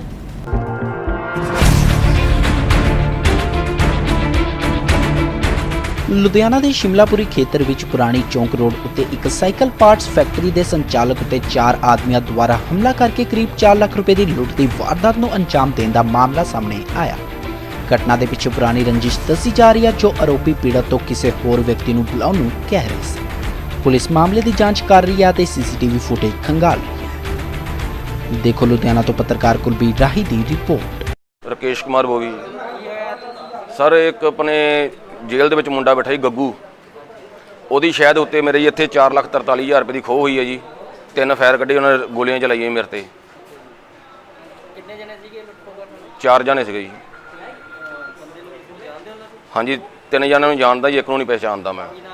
ਇੱਕ ਦਾ ਨਾਮ ਹੈ ਕਿ ਅਮਨ ਡੋਂਕੀ, ਦੂਜੇ ਦਾ ਨਾਮ ਗਗਨਦੀਪ ਆਈ, ਤੀਜੇ ਦਾ ਨਾਮ ਦੀਪ ਆਈ। ਤਿੰਨੇ ਬਰੋਟਾ ਰੋਡ ਦੇ ਆਈਏ। ਇਹ 1 ਵਜੇ ਦਾ ਵਾਕਿਆ ਜੀ। 4 ਫਾਇਰ ਹੋਏ ਆ ਜੀ। ਹਾਂਜੀ, ਨਹੀਂ ਜਾਨੀ ਗੋਲੀ ਉਹਨੇ ਮੈਂ ਤਾਂ ਸਿੱਧੀ ਚਲਾਈ ਸੀ, ਹੱਥੋਂ ਪਾਈ ਦੇ ਵਿੱਚ ਲੱਗੀ ਨਹੀਂ ਜੀ ਮੇਰੇ। ਆਪਣੇ 8-10 ਵਰਕਰ ਕੰਮ ਕਰਦੇ ਜੀ। ਸਾਰੇ ਵਰਕਰ ਸੀ, ਲੇਡੀਜ਼ ਆ, ਸਾਰੇ ਬੈਠੇ ਨਹੀਂ ਲੇਡੀਜ਼ ਮੇਰੇ। ਆਪਣੇ ਸਾਈਕਲ ਪਾਰਟ ਦਾ ਸਮਾਨ ਬਣਦਾ ਜੀ, ਲਿਫਾਫਾ ਵਗੈਰਾ ਬਣਦਾ ਜੀ। ਹਾਂਜੀ, ਪੁਲਿਸ ਆਈ ਸੀਗੀ। ਕਾਰਵਾਈ ਕਰਨਗੇ, ਦੇਖੋ ਫੜਨਗੇ ਬੰਦਿਆਂ ਨੂੰ ਜੀ। ਨਹੀਂ ਸਰ, ਗਲੀ ਦੇ ਵਿੱਚ ਹੋ ਗਈ, ਅੰਦਰ ਤਾਂ ਸਾਡੇ ਹੈ ਨਹੀਂ, ਤਿਆਰੀ ਕਰ ਰਹੇ ਸੀ ਲਵਾਉਣ ਦੀ। ਥੋੜਾ ਭਾਜੀ ਮੇਰੇ ਬਿਮਾਰ ਚੱਲਦੇ, ਇਸ ਕਰਕੇ ਲਵਾਏ ਨਹੀਂ ਹਜੇ। ਗਗਨਦੀਪ ਸਿੰਘ ਜੀ। ਮੈਂ ਅਕਾਊਂਟ ਦੀ ਜੋਬ ਕਰਦਾ ਜੀ। ਕੀ ਹੋਇਆ ਸੀ ਅੱਜ? ਮੁੰਡੇ ਆਏ ਸੀਗੇ 4-5 ਜਣੇ, ਤੇ ਵੀ ਹੈ ਨਾ ਲੁੱਟ ਖੋਹ ਕਰਨ ਆਏ ਸੀਗੇ ਜੀ। ਤੇ ਵੀ ਉਹਨਾਂ ਨੇ ਨਾ ਸਿੱਧੀਆਂ ਆਨਸਰ ਭਾਈ ਨੂੰ ਗੋਲੀਆਂ ਚਲਾਉਣ ਲੱਗ ਗਏ ਜੀ। ਤੇ ਗੋਲੀਆਂ ਉਹਨਾਂ ਨੇ ਚਲਾਈਆਂ, ਤੇ ਵੀ ਬਾਅਦ ਚੋਂ ਇੱਕ ਬੈਗ ਲੈ ਕੇ ਚਲੇ ਗਏ ਜੀ। ਕਾਫੀ ਹੈ ਨਾ ਗੋਲੀਆਂ ਸਿੱਧੀਆਂ ਚੱਲ ਪਈਆਂ ਸੀਗੀਆਂ। ਕਾਫੀ ਹੋਈ ਹੈ ਜੀ ਵਾਰਦਾਤ ਇੱਦਾਂ। ਹੱਥਾਪਾਈ ਵੀ ਹੋਈ ਹੈ? ਹਾਂ, ਹੱਥਾਪਾਈ ਭਾਈ ਦੀ। ਭਾਈ ਤੇ ਗੋਲੀ ਚਲਾਉਣ ਲੱਗੇ ਸੀ, ਭਾਈ ਨੇ ਉਹਨੂੰ ਨਾ ਹੀ ਫੜ ਕੇ ਸੁੱਟਤਾ ਥੱਲੇ। ਤੇ ਉਸ ਤੋਂ ਬਾਅਦ ਇੱਕ ਮੁੰਡਾ ਪਿੱਛੇ ਨੂੰ ਭੱਜ ਲੱਗਿਆ, ਉੱਤੇ ਫਾਇਰ ਚਲਾਇਆ ਜੀ। ਉਸ ਤੋਂ ਬਾਅਦ ਮੈਂ ਮੂਹਰੇ ਆ ਰਿਹਾ ਸੀਗਾ ਵੀ ਨਾ ਹੈ ਨਾ ਚਲਾ, ਇੱਦਾਂ ਆਹ ਕੰਮ ਨਾ ਕਰ। ਤੇ ਫਿਰ ਉਹ ਮੇਰੇ ਤੇ ਵੀ ਗੋਲੀਆਂ ਚਲਾ ਰਹੇ ਸੀਗੇ ਜੀ। ਕਿੰਨੇ ਜਣੇ ਸੀਗੇ ਉਹ? ਸੀਗੇ ਜੀ 4 ਜਣੇ ਸੀਗੇ ਜੀ। 2 ਬਾਈਕਾਂ ਤੇ ਆਏ ਸੀਗੇ ਜੀ। ਕਦੋਂ ਦੀ ਗੱਲ ਹੈ ਇਹ? ਹੈ ਨਾ ਜੀ 12:30 ਵਜੇ ਦੀ ਗੱਲ ਹੈ ਜੀ। 12:30 ਪੌਣੇ 1 ਦੀ। ਮੈਨੂੰ 2 ਮਹੀਨੇ ਹੋ ਗਏ ਜੀ। ਹੁਣੇ ਕਿਸੇ ਨੇ ਜਿਹੜਾ ਕਾਲਰ ਹੈਗਾ ਉਹਦਾ ਨਾਮ ਵੀ ਗਗਨਦੀਪ ਹੀ ਹੈ। ਵਿਕਾਸ ਸੂਦ ਇੰਟਰਪ੍ਰਾਈਜ਼ਸ ਨਾਂ ਦੀ ਫੈਕਟਰੀ ਹੈ ਸ਼ਿਮਲਾਪੁਰੀ ਦੇ ਵਿੱਚ। ਤੇ ਉੱਥੇ ਕੋਈ 4 ਬੰਦੇ ਆਏ ਆ, ਜਿਸ 'ਚੋਂ 3 ਤਾਂ ਅਸੀਂ ਆਇਡੈਂਟੀਫਾਈ ਕਰ ਰਹੇ। ਇੱਕ ਅਜੇ ਉਹਦੀ ਆਇਡੈਂਟੀਫਿਕੇਸ਼ਨ ਨਹੀਂ ਹੋਈ। ਇਹ ਆਲਰੇਡੀ ਜਿਹੜਾ ਇਹਦਾ ਮਾਲਕ ਹੈ ਰਕੇਸ਼ ਏਲੀਅਸ ਬੌਬੀ, ਉਹਦੇ ਕੋਲ ਇੱਕ ਲੜਕਾ ਜਸਵੀਰ ਨਾਂ ਦਾ ਕੰਮ ਕਰਦਾ ਰਿਹਾ ਹੈ। ਉਹ ਜੱਸੀ ਨਾਂ, ਉਹਨੂੰ ਜਸਵੀਰ ਏਲੀਅਸ ਜੱਸੀ ਹੈ। ਉਹ ਫਿਲਹਾਲ ਪਤਾ ਉਹ 120 ਨੰਬਰ ਮੁਕੱਦਮਾ ਹੈ ਸ਼ਿਮਲਾਪੁਰੀ ਪੁਲਿਸ ਸਟੇਸ਼ਨ ਦਾ, ਉਹਦੇ ਵਿੱਚ ਉਹ ਜੇਲ੍ਹ ਦੇ ਵਿੱਚ ਹੈ। ਉਹ ਮੁੰਡਾ ਇਹਦੇ ਕੋਲ ਕੰਮ ਕਰਦਾ ਰਿਹਾ। ਉਹਦੇ ਬ੍ਰਦਰ ਦਾ ਆ ਕੇ ਪੁੱਛਦੇ ਸੀ ਵੀ ਉਹਦਾ ਬ੍ਰਦਰ ਕਿੱਥੇ, ਉਹਨੂੰ ਫੋਨ ਕਰਕੇ ਬੁਲਾ ਦੇ, ਕਿਉਂਕਿ ਦੋਨੋਂ ਗਰੁੱਪ ਅਲੱਗ-ਅਲੱਗ ਗਰੁੱਪ ਹਨ। ਔਰ ਉਹਨੇ ਇਸ ਗੱਲ 'ਤੇ ਅਸਮਰਥਾ ਇਹਨੂੰ ਜ਼ਾਹਰ ਕੀਤੀ ਹੈ, ਅਤੇ ਇੱਥੇ ਇਹਨਾਂ ਨੇ ਇਸ ਰੰਜਿਸ਼ ਦੇ ਵਿੱਚ ਫਾਇਰ ਕਰਤੇ ਆ। ਅਤੇ ਉਹ ਇਹ ਐਲੈਜ ਕਰ ਰਿਹਾ ਕਿ ਮੇਰੇ ਕੋਲ ਕੈਸ਼ ਸੀਗਾ 4,43,000 ਰੁਪਈਆ, ਉਹ ਸਨੈਚ ਕਰਕੇ ਲੈ ਗਏ। तो ਅਸੀਂ ਮੁਕੱਦਮਾ ਦਰਜ ਕਰਕੇ ਤਫਤੀਸ਼ ਕਰ ਰਹੇ ਹਾਂ, ਜਲਦੀ ਅਰੈਸਟ ਕਰ ਲਾਂਗੇ। ਦਿੱਲੀ ਦੇ ਵਿੱਚ ਕੈਂਡਲ ਮਾਰਚ ਕੱਢ ਰਹੇ ਅੰਮ੍ਰਿਤਸਰ ਦੇ ਸਾਂਸਦ ਦੀ ਦਿੱਲੀ ਪੁਲਿਸ ਦੇ ਨਾਲ ਝੜਪ ਹੋਈ ਹੈ। ਬਿੱਲਾਂ ਦੇ ਖਿਲਾਫ ਕੀਤੇ ਜਾ ਰਹੇ ਵਿਰੋਧ ਦੇ ਵਿੱਚ ਕੈਂਡਲ ਮਾਰਚ ਕੱਢਿਆ ਜਾ ਰਿਹਾ ਸੀ, ਪਰ ਪੁਲਿਸ ਨੇ ਸਾਂਸਦਾਂ ਨੂੰ ਰਸਤੇ ਦੇ ਵਿੱਚ ਹੀ ਰੋਕ ਲਿਆ ਅਤੇ ਉੱਥੇ ਹੀ ਝੜਪ ਹੋ ਗਈ।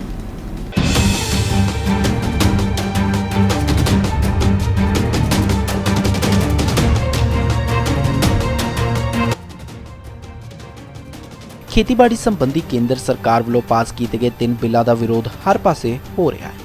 ਉੱਥੇ ਹੀ ਖੇਤੀ ਬਿੱਲਾਂ ਖਿਲਾਫ ਦਿੱਲੀ ਵਿੱਚ ਕੈਂਡਲ ਮਾਰਚ ਕੱਢ ਰਹੇ ਅੰਮ੍ਰਿਤਸਰ ਦੇ ਸਾਂਸਦ ਗੁਰਜੀਤ ਸਿੰਘ ਔਜਲਾ ਸਮੇਤ ਕਾਂਗਰਸ ਦੇ ਬਾਕੀ ਸਾਂਸਦਾਂ ਦੀ ਦਿੱਲੀ ਪੁਲਿਸ ਨਾਲ ਹੋਈ ਝੜਪ। ਇੱਕ ਵਾਰ ਦੇਖੋ ਪੂਰੀ ਰਿਪੋर्ट।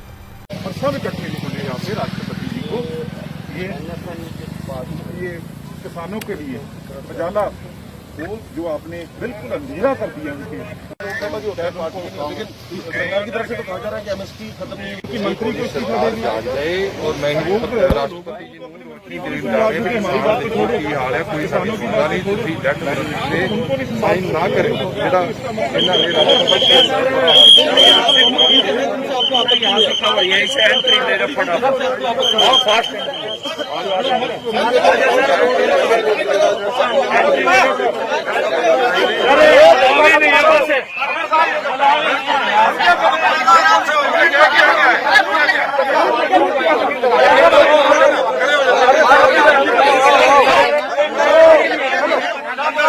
आप लोग अंदर प्लीज उनके बिल को लेकर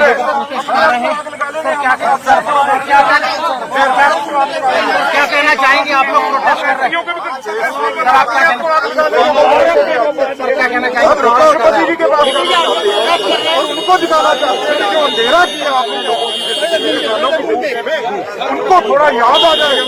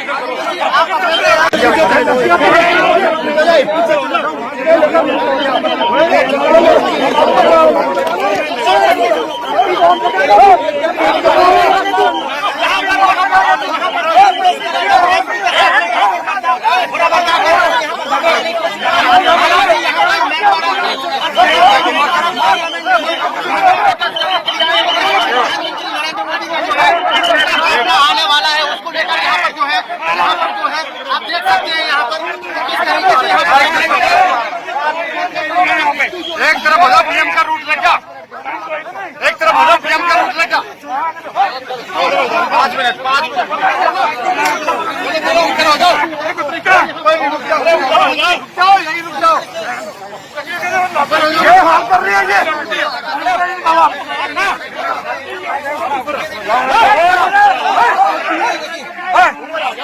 एमपी साहब क्या कहने, एमपी साहब क्या कहने, आप अपनी और क्या बदमाशी है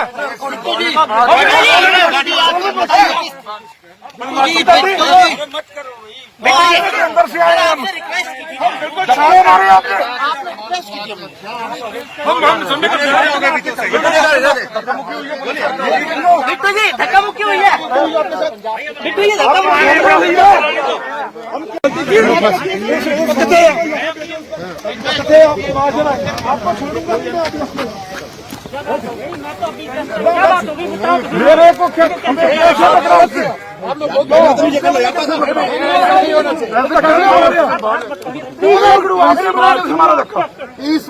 मेरे को हमारा प्रोटोकॉल नहीं आप पहले उस सिपाही को लेके आओ, सिपाही को कहने धक्का मारा, ये देखो मुझे किस लिए आप काम करो अंदर पे प्लीज आप रुको यहाँ पे और फिर बढ़ा के लेके आओ एक बात प्लीज सोशल डिस्टेंस आपके पास इसलिए पकड़ रहे एक बात थोड़ी करना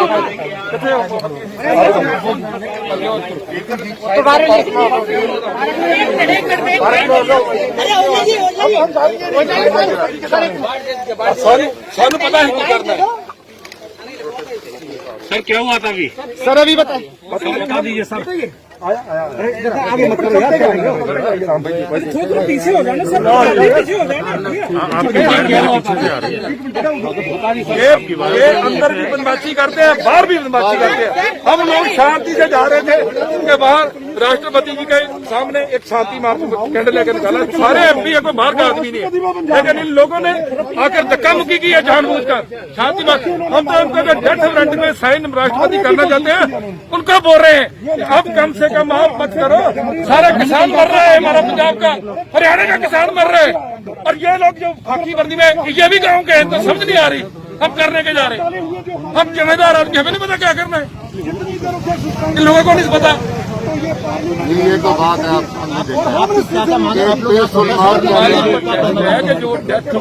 राज्यसभा के बाद राष्ट्रपति ने साइन करने उनको बोलने जा रहे हैं कि ये देखो किसान मर रहा है, आप साइन मत करो, क्योंकि लास्ट पावर उनके पास है। आज उन्होंने सारा दिन टाइम नहीं दिया, कल से टाइम मैंने नहीं दिया, हम एक सिंबॉलिक प्रोटेस्ट कर रहे हैं कि भाई किसान तो मर रहा है, सब कोई मर रहे हैं, और कोई नहीं 4 आदमी है, हमने 144 भी सब कुछ हमने समझ के उतने ही आदमी हैं जो इन लॉ कानून है, लेकिन उन्होंने धक्का मुक्की की आकर गुंडे खिला रखे हैं। एक बात मैं आपको बताना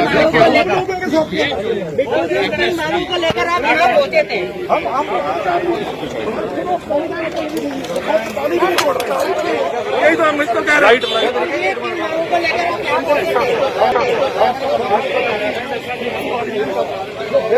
राष्ट्रपति के पास है, राष्ट्रपति जी को वहाँ जिगाने के लिए बाहर मोमबत्ती लगाने जा रहे थे कि सरकार को सो गई, मार दिया किसान सारा, माँ हमारी मार दी धरती, उसे मरने नहीं देंगे, वो जिगाने के लिए हम जा रहे थे। और अपने आप ये 100-200 आदमी पुलिस बना के हमें किडनैप करना चाह रहा था, हमें उठाने लगा था। ये तो आप मीडिया आ गया सामने जिन्होंने हमारा बचाव किया, नहीं पता नहीं ये हमारे साथ क्या करते। ये बदमाश है, वर्दी में बदमाश है। और कल होम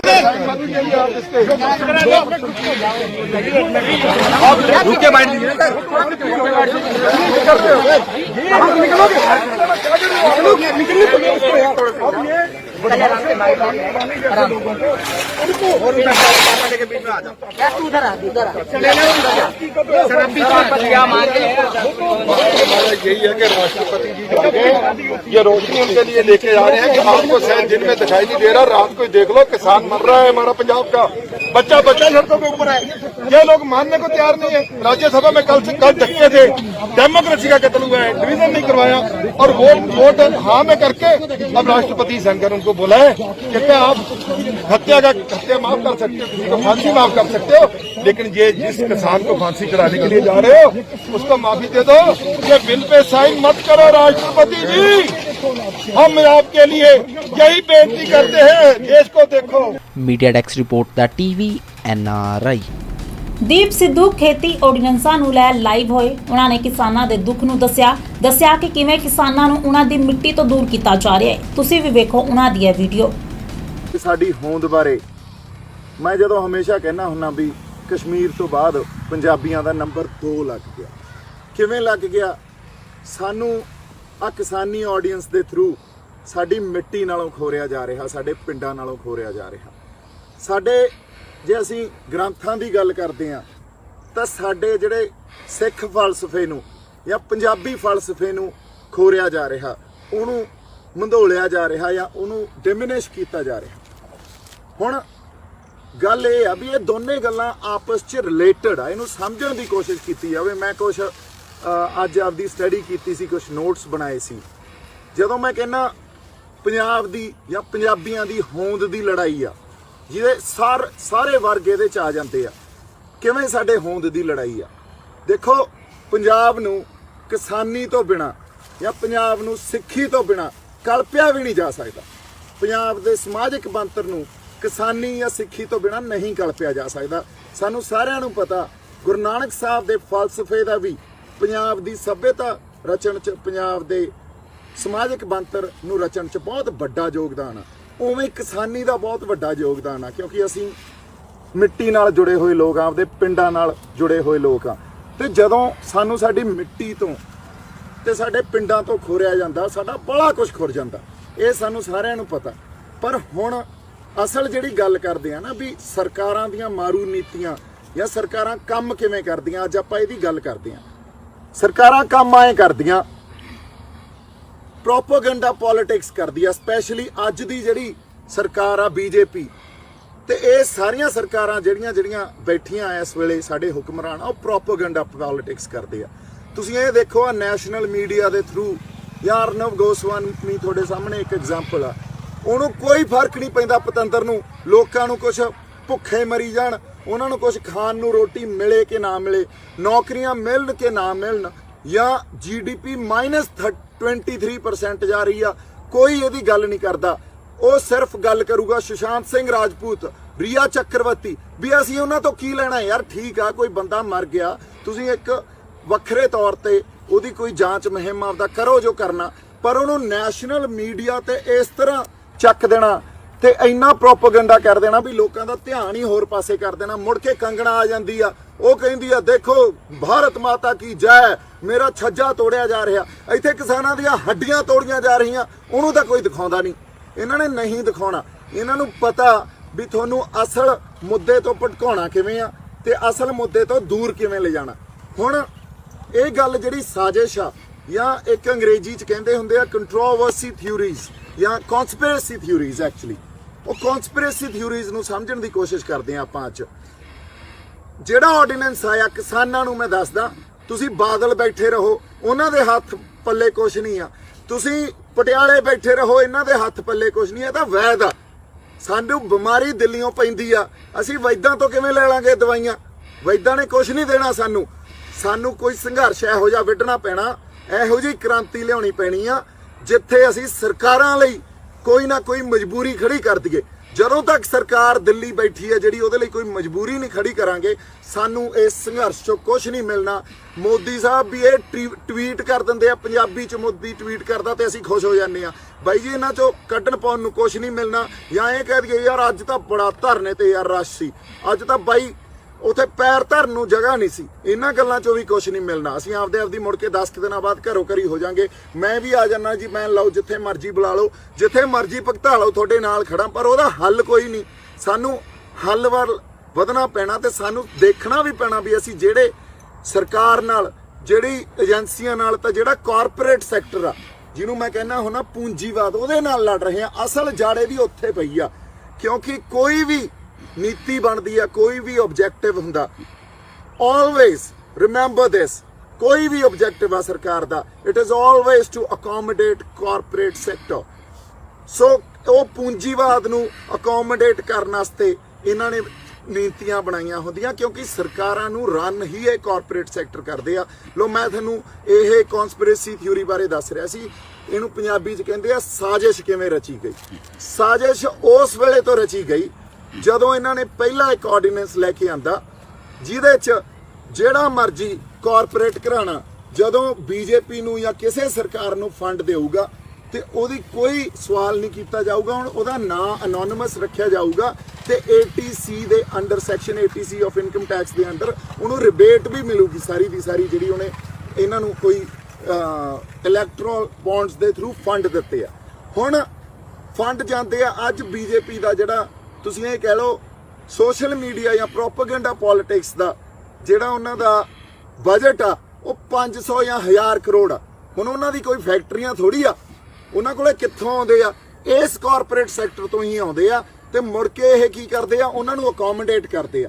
ਹੁਣ ਇਹਨਾਂ ਨੇ ਸਾਜ਼ਿਸ਼ ਕਿਵੇਂ ਰਚੀ? ਪਹਿਲਾਂ ਉਹ ਆਰਡੀਨੈਂਸ ਆਇਆ ਜਿੱਥੇ ਜਿਹੜੇ ਫੰਡਸ ਮਿਲਣਗੇ ਉਹ ਦੱਸਿਆ ਨਹੀਂ ਜਾਊਗਾ ਕਿੱਥੋਂ ਆਏ ਆ, ਕੌਣ ਦੇ ਰਿਹਾ, ਤੇ ਉਹ ਜਿਹੜਾ ਬੰਦਾ ਦੇ ਰਿਹਾ ਉਹਨੂੰ ਇਨਕਮ ਟੈਕਸ 'ਚ ਰਿਬੇਟ ਵੀ ਦੇਣਗੇ ਤੇ ਉਸ ਇਨਕਮ ਨੂੰ ਐਗਜ਼ਾਮਟ ਵੀ ਕਰਨਗੇ। ਮਤਲਬ ਉਹਨੂੰ ਸਾਰੇ ਫਾਇਦੇ ਦੇਣਗੇ ਔਰ ਦੱਸਣ ਦੀ ਵੀ ਕੋਈ ਲੋੜ ਨਹੀਂ। ਇਸ ਗੱਲ ਤੇ ਉਸ ਵੇਲੇ ਬਹੁਤ ਵਿਰੋਧ ਹੋਇਆ, ਪਰ ਉਹਨੂੰ ਦੱਬਿਆ ਗਿਆ, ਕੋਈ ਹੋਰ ਬਿਰਤਾਂਤ ਰਚ ਦਿੱਤਾ ਜਾਂਦਾ।